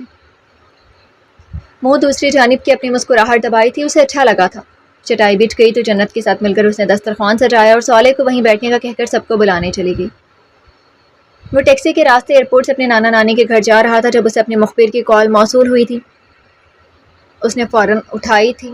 سر خبر پکی، ادھر سے جوش میں کہا گیا تھا شاباش، اس پر نظر رکھو اور اگر ہو سکے تو اسے وہاں سے لے کر فرار ہونے کی کوشش کرنا، اور پتہ میں تمہیں ٹیکسٹ کرتا ہوں، لیکن زیادہ جلد بازی کا مظاہرہ کرنے کی ضرورت نہیں ہے۔ اس کے کہنے پر دوسری جانب سے یقین دہانی کرائی گئی تو اس نے کال بند کر دی تھی۔ دل میں شکر ادا کیا تھا کہ جیسا اس نے سوچا تھا ویسا ہی ہوا ہے۔ تم مل سکتے ہو، اسے کال آنے کے ساتھ ہی مدعا پیش کیا گیا تھا۔ اس وقت وہ استنبول کی سڑکوں پر مٹر گشت کر رہا تھا۔ موڈ قدرے بہتر تھا، ہلکی ہلکی بوندا باندی جاری تھی اور وہ بھی رین کوٹ پہنے اس موسم میں فٹ پاتھ پر بے فکری سے چلا جا رہا تھا۔ فون بجا تو اس نے نمبر دیکھا، نہ چاہتے ہوئے بھی وہ یہ کال مس نہیں کرتا تھا۔ اس نے کال اٹھا کر فون کان سے لگایا تھا، تاہم اپنا چلنا جاری رکھا۔ چند گھنٹے قبل وہ ترکی پہنچ چکا تھا۔ نانا نانی سے ملنے کے بعد انہی کی ہی آرڈر پر وہ مٹر گشت کے ساتھ ان کی کافی شاپ کا جائزہ لینے آیا تھا۔ اس وقت اس کے پوچھنے پر زمرد نے فوراً ہاں کہا تھا۔ فون دوسرے ہاتھ میں منتقل کرتے اس نے دوسرے ہاتھ سے کیفے کا دروازہ دھکیلا تھا اور اندر داخل ہوا تھا۔ داخل ہوتی ہی اسے گرمائش ملی تھی۔ باہر کی بنسبت اندر کا ماحول گرم تھا جو سکون دے رہا تھا۔ اس نے اپنا رین کوٹ اتار کر وہاں کھڑے اٹینڈنٹ کی جانب بڑھایا تھا جس نے صدر دروازے کے پاس ہی ٹانگ دیا تھا اور خود اندر کی جانب بڑھا تھا۔ وہ بجائے کسی ٹیبل کی جانب بڑھنے کی کچن کی جانب چلا آیا تھا۔ وہاں اسے دیکھ کر ویٹرز نے ہاتھ ہلایا تھا، اس نے بھی ہاتھ ہلایا تھا اور وہیں ایک سٹول پر بیٹھ گیا۔ اس جگہ سے بہت ہی یادیں وابستہ تھیں۔ ایک چائے، اس نے کہا تو مقابل لڑکے نے مستعدی سے سر ہلایا تھا۔ کچھ دیر زمرد کی جانب سے خاموشی چھائی رہی، شاید وہ کہیں اور بھی بیزی تھی۔ اسی وقت ایک اہم موضوع پر بات کرنی ہے۔ زمرد کے کہنے پر اس کے ہونٹوں پر ایک مسکراہٹ آئی تھی۔ اس کا موڈ ہمیشہ اچھا ہو جاتا تھا جب وہ یہاں آتا۔ اس جگہ سے اس کی بڑی یادیں وابستہ تھیں، اسے یہ جگہ ہمیشہ خوش کر دیتی تھی۔ یہ جگہ مانوس انداز میں اس کی تمام اداسی اور سنجیدگی لے لیتی تھی اور بدلے میں اس کے چہرے پر ایک ہمہ وقت آسودگی طاری کرتی تھی۔ چائے آ گئی تھی۔ شیر دل آبے، یہ لڑکا بڑے عرصے سے یہاں ویٹر کی نوکری کرتا تھا۔ اس کے سامنے ایک ٹرے آئی تھی جس میں ایک چھوٹے سائز کا کپ تھا جس میں ٹرکش چائے تھی اور ساتھ میں ایک گلاس میں پانی، کیونکہ یہاں کے لوگ چائے کے ساتھ پانی لازمی سرو کرتے تھے۔ اس وقت تو ممکن نہیں ہے، اگر کوئی بہت ہی ضروری بات ہے تو تم مجھے فون پر بتا سکتی ہو۔ وہ اپنا کپ لے کر تھوڑا دور ہو کر کھڑا ہو گیا تھا۔ دیوار کے ساتھ ٹیک لگائے وہ چائے کے سپ لینے کے ساتھ ساتھ بات بھی کر رہا تھا۔ نہیں، فون پر نہیں ہو سکتی، ملنا ضروری ہے۔ تم بتا دو کب تک فری ہو سکتے ہو، میں انتظار کر لیتی ہوں۔ زمرد کے کہنے پر اس نے ایک بار پھر مسکراہٹ دبائی تھی۔ زمرد کا انداز مصروف سا تھا۔ 2-3 دن لگ سکتے ہیں، انتظار کر لو گی اتنا؟ اس کے کہنے پر زمرد کا ماتھا ٹھنکا تھا۔ وہ پاکستان میں نہیں تھا ورنہ فوراً ملنے کی حامی بھر لیتا۔ تم اس وقت کدھر ہو؟ زمرد کے کہنے پر اس نے ارد گرد دیکھا تھا۔ کچن کی افراتفری میں ادھم مچا ہوا تھا، کچھ شور باہر سے بھی آ رہا تھا اور بوندا باندی کی وجہ سے گیلی سی خوشبو بھی آ رہی تھی۔ اس ارد گرد کے شور کے باوجود وہ مطمئن اور پرسکون لگ رہا تھا۔ اس نے سوچا کہ وہ اس وقت کہاں ہے؟ استنبول میں۔ اس نے یہ لفظ کہتے اپنے اندر اترتے سکون محسوس کیا تھا۔ ٹھیک ہے، میں انتظار کر لوں گی، جب واپس آؤ تو مجھے طلاق دے دینا۔ زمرد نے اپنا لہجہ پھر سرسری سا کر لیا۔ زمرد خانم، وہ فون رکھنے لگی تھی جب ہی شیر دل کے بکانے پر ہوں کہا تھا۔ وہ اس وقت ریسٹورانٹ میں تھی اور گھر کے لیے نکلنے لگی تھی۔ بیگ اس نے کندھے پر ڈالا تھا اور فون کان سے لگا ہوا تھا۔ تم ہر جگہ سیکیورٹی کے ساتھ جاؤ گی، کم از کم میری غیر موجودگی تک، پلیز تم انہیں نہیں روکو گی؟ اس کا لہجہ بیک وقت دھونس جماتا اور التجائیہ تھا۔ اچھا۔ زمرد کے منہ سے بھی بمشکل ہی اچھا نکلا تھا۔ اور اگر کوئی بھی کیس کے حوالے سے پریشانی ہوئی تو تم ہاشم سے ہر معاملے میں مدد لوگی، کسی اور سے نہیں۔ کیفے سے باہر نکلتا وہ ایک بات کی یاد دہانی کرا رہا تھا۔ زمرد اس کی بات پر ٹھٹکی تھی۔ ہاشم سے اس نے گاڑی ان لاک کرتے رک کر پوچھا تھا۔ اسے حیرت نے آ گھیرا تھا، وہ سچ میں ہاشم کا نام لے رہا تھا؟ وہ تمہیں پروٹیکشن بھی دے گا اور تمہاری رہنمائی بھی کرے گا ہر حوالے سے، شیردل اپنی ہی موج میں کہہ رہا تھا جب زمرد کی بات پر اسے ہنسنا پڑا تھا۔ تم سیریس ہو کہ میں ہاشم سے مدد لے لوں؟ گاڑی سٹارٹ کرتے زمرد کے پوچھنے پر وہ ایک بار پھر ہنسا تھا۔ ہاں، تم اس سے میری غیر موجودگی میں مدد لے سکتی ہو، لیکن صرف میری غیر موجودگی تک۔ شیردل کے چہرے پر بھی ایک مسکراہٹ در آئی تھی۔ تمہیں اس سے مسئلہ کیا ہے؟ زمرد نے اچانک ہی پوچھا تھا۔ مجھے اس سے کوئی مسئلہ نہیں ہے، میرا وہ واحد بہت اچھا دوست ہے۔ دوست کہتے اس کی آنکھوں کے پردے کے پیچھے عبداللہ کا چہرہ دھندلایا تھا۔ کچھ چہرے آپ کو بعض دفعہ اچانک ہی یاد آ جاتے ہیں۔ تمہاری اور اس کی دوستی کب ہوئی؟ اسے لگا جیسے وہ گھور کے پوچھ رہی ہے۔ اس نے اپنی چائے ختم کری تھی اور اب دوبارہ چہل قدمی کے لیے نکل کھڑا ہوا تھا۔ کن من رک گئی تھی جس کے نتیجے میں سرد ہوائیں چل رہی تھی۔ اس نے بھی چلتے چلتے دوسرا ہاتھ جیکٹ کی جیب میں ڈال لیا تھا۔ میری اور ہاشم کی دوستی بہت پرانی ہے، تمہیں کیوں آج تجسس ہو رہا ہے؟ وہ چلتے چلتے اب وہ گھر کے قریب پہنچ گیا تھا۔ وہیں جنگلے کے پاس کھڑے اس نے بات مکمل کرنی چاہی تھی۔ اچھا، تنزیہ اچھا تھا۔ وہ ایک بار پھر مسکرایا۔ تم اس سے تصدیق کر لینا، شیردل نے اسے چھیڑا تھا۔ اس کی ضرورت ہی نہیں پڑے گی، میں فون رکھتی ہوں۔ تم جب واپس آؤ تو پہلی فرصت میں مجھ سے ملنا، کیونکہ تم سے ایک اہم موضوع پر بات کرنی ہے۔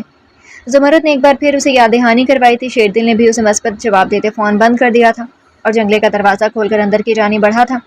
جنگلے سے تھوڑا سا آگے جا کر ایک خوبصورت چھوٹا سا گھر تھا جسے جنگلے نے چاروں طرف سے گھیرا ہوا تھا۔ اس نے بیل بجائی تو پہلی فرصت میں دروازہ کھولا گیا تھا، جیسے اسی کا انتظار کیا جا رہا ہو۔ کھولنے والے ایک ضعیف لیکن صحت مند مرد تھے جن کے اس نے ہاتھ چومے تھے اور انہیں گلے سے لگایا تھا۔ ان کے پیچھے ہی ضعیف عورت تھیں جو صحت کے لحاظ سے اپنے شوہر سے ذرا کم تھیں، تاہم عام عورتوں سے صحت میں بہتر تھیں۔ ان کے ساتھ بھی یہی عمل دہرایا گیا تھا۔ اس کی آمد نے ان دونوں کے چہروں پر ایک بہت ہی بھلی اور خوبصورت مسکراہٹ پھیلا دی تھی اور آنکھوں کی چمک بھی اس بات کی گواہ تھی کہ وہ اس کی آمد سے ازحد خوش تھے۔ ان دونوں کو اپنے دونوں بازوؤں کے گھیرے میں لیے وہ آگے کی جانب بڑھ گیا تھا جدھر میز پر کھانا چنا گیا تھا۔ 3 پلیٹیں میز پر موجود تھیں۔ انہیں وہیں بٹھا کر وہ خود اپنی آستین اوپر چڑھاتا گلاس اور پانی لینے گیا تو ہمیشہ کی طرح اس نے آتے ہی یہ ذمہ داری اپنے سر لی تھی۔ کچھ ہی دیر میں کھانا کھایا گیا تھا۔ رات کی سیاہی ہر طرف چھائی ہوئی تھی۔ گہرے بادلوں کی اوٹ سے کبھی کبھی چاند چھانکتا اور کبھی چھپ جاتا اور ہلکی ہلکی سریلی سی ہوا جو دوپہر سے چل رہی تھی ابھی بھی جاری تھی۔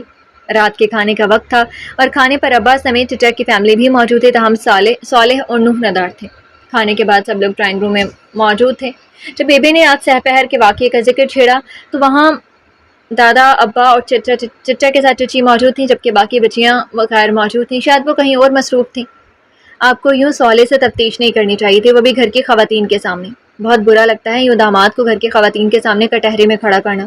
آپ کو خیال کرنا چاہیے تھا۔ بیبی کے لہجے میں ذرا بھی لچک نہیں تھی اور جس لہجے میں وہ کہہ رہی تھی یوں لگ رہا تھا کہ انہیں بہت برا لگا تھا۔ یوں صالح سے تفتیش، وہ بھی سب کے سامنے اچھا فیل نہیں تھا۔ ان کا ڈائریکٹ ٹارگٹ بیٹا اور شوہر تھے، تاہم ابا اس تفتیش میں شامل نہیں تھے تو وہ اس تفتیش سے مبرا تھے۔ مجھے برا نہیں لگا ہے بیبی، دادا کا تفتیش کرنا حق بنتا ہے۔ اسی وقت صالح یوسف وہیں آیا تھا اور اس نے بیبی کے انداز کے جواب میں دادا کا چہرہ دیکھتے فوراً کہا تھا اور ان کے پاس ہی بیٹھ گیا تھا۔ صالح، بیبی نے ہاتھ اٹھاتے اسے بولنے سے روکا تھا۔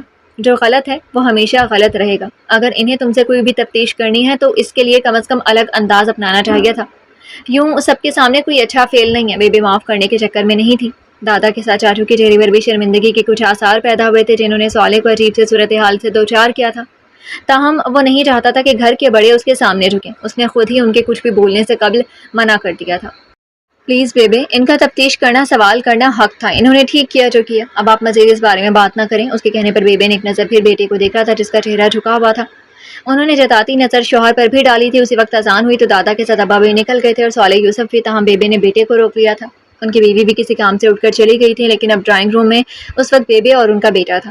دیکھ پتر، کچھ باتوں کو باریک بینی سے دیکھنا پڑتا ہے۔ صالح بے شک یہاں ہی بلا بڑھا ہے، اچھے مزاج کا ہے، لیکن ہے تو ایک مرد ہی نا۔ اسے برا لگ سکتا ہے کہ اس سے یوں سب کے سامنے تفتیش کی جا رہی ہے، بجائے اس کے کہ آپ اپنے طور پر بھی یہ تفتیش مخفی کروا سکتے تھے۔ ہمیں کسی کی اچھائی کا یوں فائدہ نہیں اٹھانا چاہیے۔ اب وہ داماد ہے اور داماد کو یوں بے عزت نہیں کیا جاتا ہے، آئندہ اس بات کا خیال رکھنا۔ بیبے کے انداز میں لچک ختم ہو گئی تھی بات کے اختتام تک۔ بیبے، مجھے برا لگا ہے کہ ہماری بیٹی کوئی غیر اہم ہے جو ہم بلا تفتیش کے اسے صالح سے بیاں دیں۔ مجھے لگا اسے تفتیش کرنی چاہیے۔ انہوں نے بڑے پیار سے بیبے کے گھٹنوں پر ہاتھ رکھتے ہوئے کہا تو بیبے نے اپنی چھڑی سے ان کے کندھے پر ضرب لگائی تھی۔ شاباش، ساری عمر جذباتی رہنا۔ تم نے یہ نہیں سوچا کہ یہ تفتیش تو عالم کو کرنی چاہیے، اس کی بیٹی کا سوال ہے، اس نے کیوں نہیں کروائی؟ میں نے کیوں نہیں صالح سے سوال کیا؟ ہم کیوں اسے دسترخوان پر شریک کر رہے ہیں؟ اگر ان باتوں کو سوچ لیتے تو تمہیں بڑی آسانی سے جواب مل جاتے. کیوں بلا وجہ کی تفتیش اور جذباتی پن سے نہ خود اس کی نظروں میں خود کی قدر گھٹاتے نہ اپنے باپ کی. بیبے نے سخت لہجے میں انہیں وہ باتیں کہی تھی جو شاید انہوں نے حقیقتاً نہیں سوچی تھی اور ابھی ہی اپنی سوچ کے گھوڑے دوڑا رہے تھے. تو پھر اس کا مطلب یہی ہے کہ آپ شروع سے ہی جانتے ہیں کہ صالح نے کاروبار کیسے اور کب بنایا اور وہ یہاں کیوں رہ رہا ہے، یا پھر آپ کس وجہ سے اسے تفتیش نہیں کر رہے ہیں. انہوں نے فوراً ہی سوچ کے گھوڑے دوڑاتے کہا تو بیبے نے انہیں پیچھے کرتے فوراً اٹھی تھی اور ایک بار پھر تنبیہ کی تھی. یہی اگر پہلے سوچ لیتے تو یہ شرمندگی نہ اٹھانی پڑتی، اور آئندہ جنت کے معاملے میں بولنے سے گریز کرنا تمہیں جتنی بھی پیاری صحیح اس کے باپ سے زیادہ نہیں ہو سکتی ہے. اس کا باپ سب کچھ جانتا ہے اور اسے یہ سب اچھا نہیں لگا، اس لیے آئندہ اس معاملے میں بولنے سے قبل اچھی طرح سوچ لینا، کیونکہ صالح داماد بھی ہے اور بیٹا بھی. بیبے کی بات پر انہوں نے ایک بار پھر سر ہلایا تھا اور شرمندہ ہوتے معافی مانگی تھی، لیکن وہ باہر نکل گئی تھی بنا ان کی معافی سنے، تاکہ انہیں احساس ہو کہ سب کی عزت نفس اہم ہوتی ہے اور ہمیں اس کا خاص خیال رکھنا چاہیے. بات کرنے کا طریقہ ہوتا ہے جسے اپنا کر آپ خود کو اور مقابل کو شرمندگی سے بچا سکتے ہیں. وہ اس سے نابلد تھے اور اسی وجہ سے مار کھا جاتے تھے. کافی سوچ بچار کے بعد اس نے صالح سے بات کرنے کا فیصلہ کیا تھا، لیکن اس سے قبل کہ وہ ابا سے بات کرنا چاہتی تھی، وہ اسی وجہ سے اپنے کمرے سے نکلی تو رات کے 10 بج رہے تھے. اس نے ابا کے کمرے کا دروازہ کھٹکھٹایا تو اندر سے کوئی جواب نہیں آیا تھا. اس نے خود ہی دروازہ کھول کے دیکھا تو وہ سو رہے تھے. آج جلدی سو گئے تھے. وہ آگے بڑھ آئی، لیمپ کی روشنی کم کی تھی اور واپس پلٹ آئی. اب شاید کل ہی ان سے اس موضوع پر بات ہو سکے. وہ کچھ دیر بعد باہر لان میں نکل آئی تھی اور پھر واپس اپنے کمرے میں چلی گئی تھی. لان میں واک کے دوران اس کے چہرے پر پریشانی رقم تھی. یہ اپنے کمرے کی بالکنی سے صالح یوسف نے بخوبی دیکھا تھا. اسے بے چینی ہوئی تھی کہ آخر کیا معاملہ ہے. پہلے اس نے فون کال کرنے کا ارادہ کیا تھا، لیکن پھر اس نے صبح روبرو بات کرنے کا سوچا تھا اور خود بھی اپنے کمرے کی جانب واپس پڑ گیا تھا. جیل میں موجود مہتاب مرتضیٰ کا اپنا ارادہ بندوں پر اس کا مددگار یوں لگ رہا تھا کہ اس کا سجا سجایا منصوبہ خاک میں مل گیا تھا. لیکن اس نے پھر بھی اپنی جدوجہد جاری رکھی تھی. اسے ہر وہ چیز مہیا کی تھی جو جیل میں ممنوع تھی. مہتاب مرتضیٰ اب صرف گنتی کر رہا تھا اور ساتھ ساتھ وہ اس بات پر بھی کاربند تھا کہ اگر عدالت اسے رہا نہیں کرتی ہے تو وہ پلان اے پر دوبارہ عمل کرے گا جسے اس نے راہ میں چھوڑ دیا ہے. اور فی الحال تو وہ جیل کی زندگی بھی سکون سے انجوائے کر کے گزار رہا تھا، یوں جیسے پہلی بار سسرال آیا ہو. جنت فجر کی نماز پڑھنے کے بعد کمرے سے نکل آئی تھی اور اس کا رخ لان کی جانب تھا. ابا اور دادا بھی مسجد چلے گئے تھے. بیبی بھی اپنے کمرے میں وظائف میں مشغول تھیں. بانو صاحبہ عین اس وقت اٹھتی جب نماز قضا ہونے میں کچھ ہی دیر بچتی تھی، چونکہ ابھی بھی سردی کا موسم تھا جس کے باعث صبح کے وقت خاصا سرد ماحول ہوتا. اس وقت بھی ہلکی ہلکی سرد ہوا چل رہی تھی اور جنت تو یوں بھی ان ہواؤں کی عادی تھی، اس لیے اپنی شال اوڑھے وہ لان میں ہی واک کر رہی تھی. ساتھ ہی ساتھ ابا کے متعلق بھی سوچ رہی تھی. نیلی نیلی روشنی تھی جس کے سائے میں وہ اس وقت پرسکون سی نم ہوا کے سپرد مگن سی تھی. جب بھی ابا بھی وہیں آئے تھے اسے پتہ ہی نہیں چلا تھا کہ کتنا وقت ہو گیا اسے یہاں پہ ٹہلتے. جب اس نے گھڑی سے وقت دیکھا اور آسمان پر نظر دوڑائی تو آسمان اب صاف ہو گیا تھا. نیلی روشنی زرد روشنی میں تبدیل ہو چکی تھی اور وقت بھی اس وقت کافی ہو گیا تھا. ابا لان کی کرسی پر کچھ دیر کے لیے سستانے بیٹھ گئے تھے. وہ ان کی کرسی کے پیچھے چلی آئی.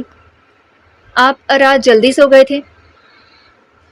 میں آپ کے پاس آئی تو آپ کی لائٹ آف تھی. اس نے کرسی کے دونوں بازوؤں پر ہاتھ رکھتے کہا تو انہوں نے آنکھیں کھولی تھی اور تو اسے اپنے سر پر کھڑے پایا تھا. بس نیند جلدی آ گئی تھی، مختصراً جواب دیا تھا. باہر چلیں؟ اس نے پوچھا تو ابا خود ہی اٹھ گئے تھے اور شاید وہ خود بھی باہر جانا چاہ رہے تھے. ابا کے ساتھ جب اپنے گھر سے نکلی تو اسی وقت صالح واپس گھر آ رہا تھا. شاید وہ بھی نماز پڑھنے گیا تھا. ابا اس کے پاس رکے تھے. صالح جب فارغ ہو تو میرے پاس آنا، مجھے کام ہے. ابا نے اسے پیغام دیا. اس نے بھی اس بات میں سر ہلایا تھا اور وہ اپنے گھر چلا گیا تھا اور یہ لوگ باہر آ گئے. اب تو جنت اچنبھے کا شکار ہوئی تھی. گھر سے نکلتے ان کا رخ اپنے کھیتوں کی جانب تھا. کچی پکی پگڈنڈیوں سے گزرتے وہ وہاں تک پہنچے تھے جدھر سبزیاں اگائی گئی تھی. آپ غالباً مجھ سے اپنی پریشانی بیان کرنا چاہتے تھے. جنت نے انہیں خاموشی سے مولیاں زمین سے کھینچ کر نکالتے دیکھ کر کہا تو انہوں نے ایک دفعہ سر اٹھا کر اس کی جانب دیکھا تھا، پھر واپس اپنی توجہ مولیوں کی کیاریوں پر مرکوز کر لی تھی. میں نے ایسا کچھ نہیں کہا.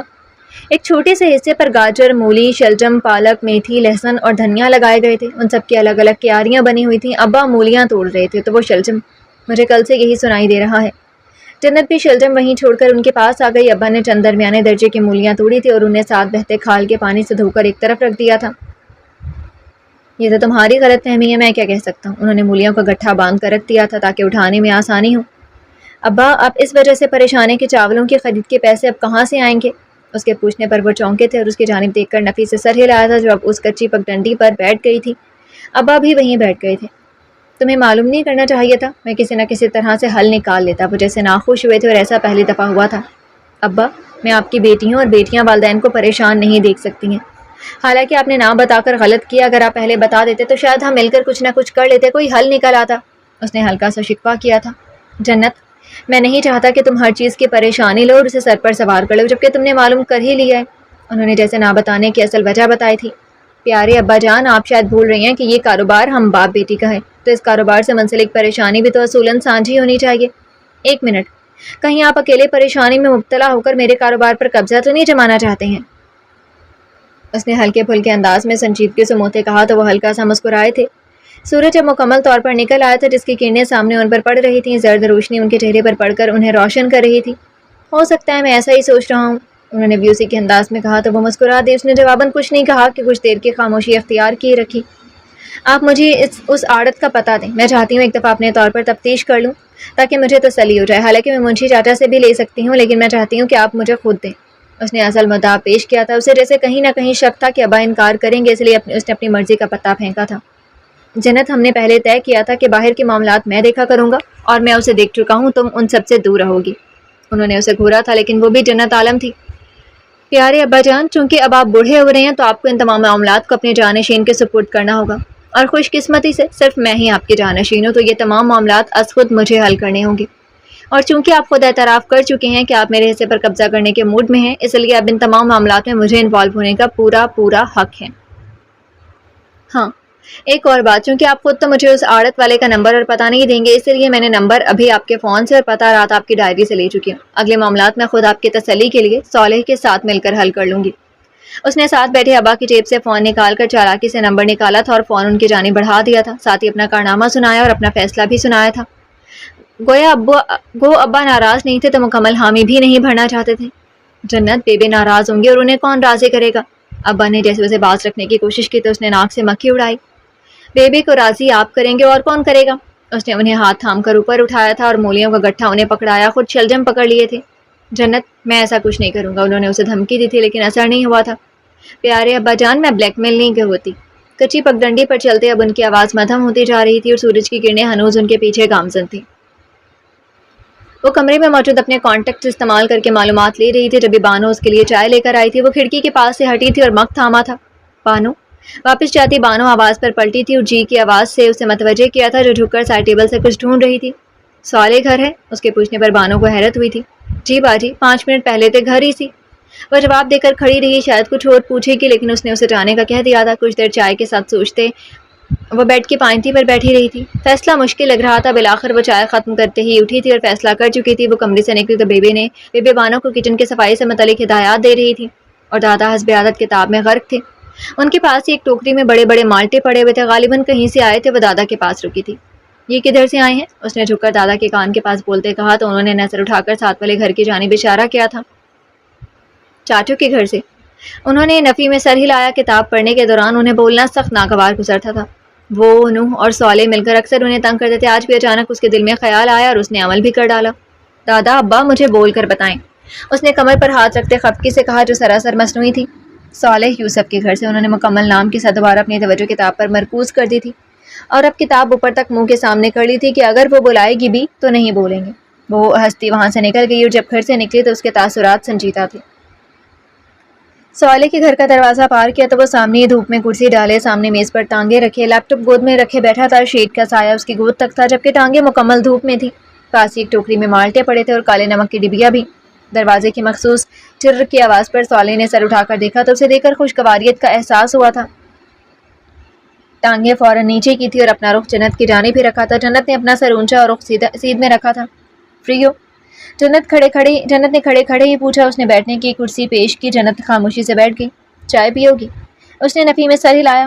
مالٹا کھاؤ؟ کہنے کے ساتھ ہی صالح نے چھیل کر مالٹا اس کی جانب بڑھایا تو اس نے پکڑ لیا تھا۔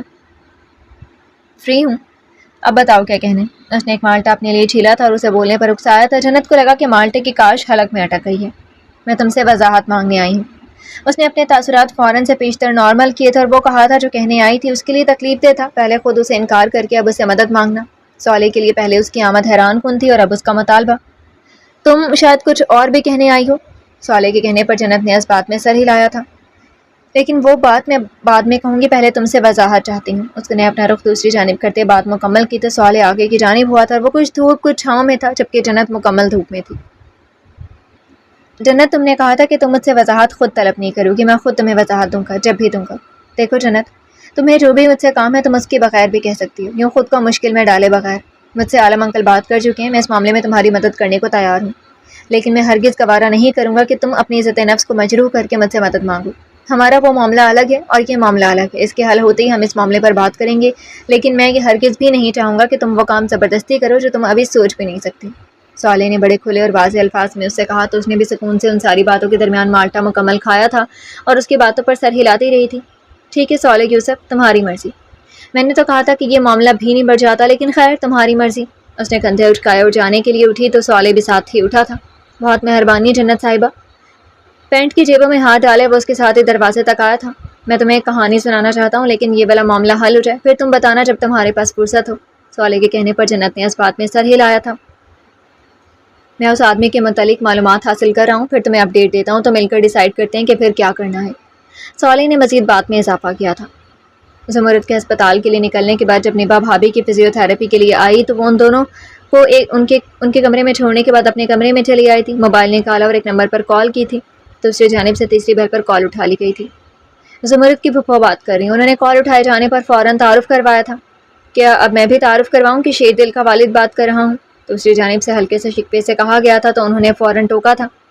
علی افندی صاحب، مجھے آپ سے شیر دل اور زمرد کے حوالے سے بات کرنی ہے، اگر آپ کے پاس وقت ہے تو ملاقات ہو سکتی ہے، انہوں نے قدرے روکھے انداز میں کہا تو دوسری جانب سے شاید کسی جگہ کا انتخاب کیا گیا تھا ملاقات کے لیے، لیکن انہوں نے فوراً تردید کر دی تھی۔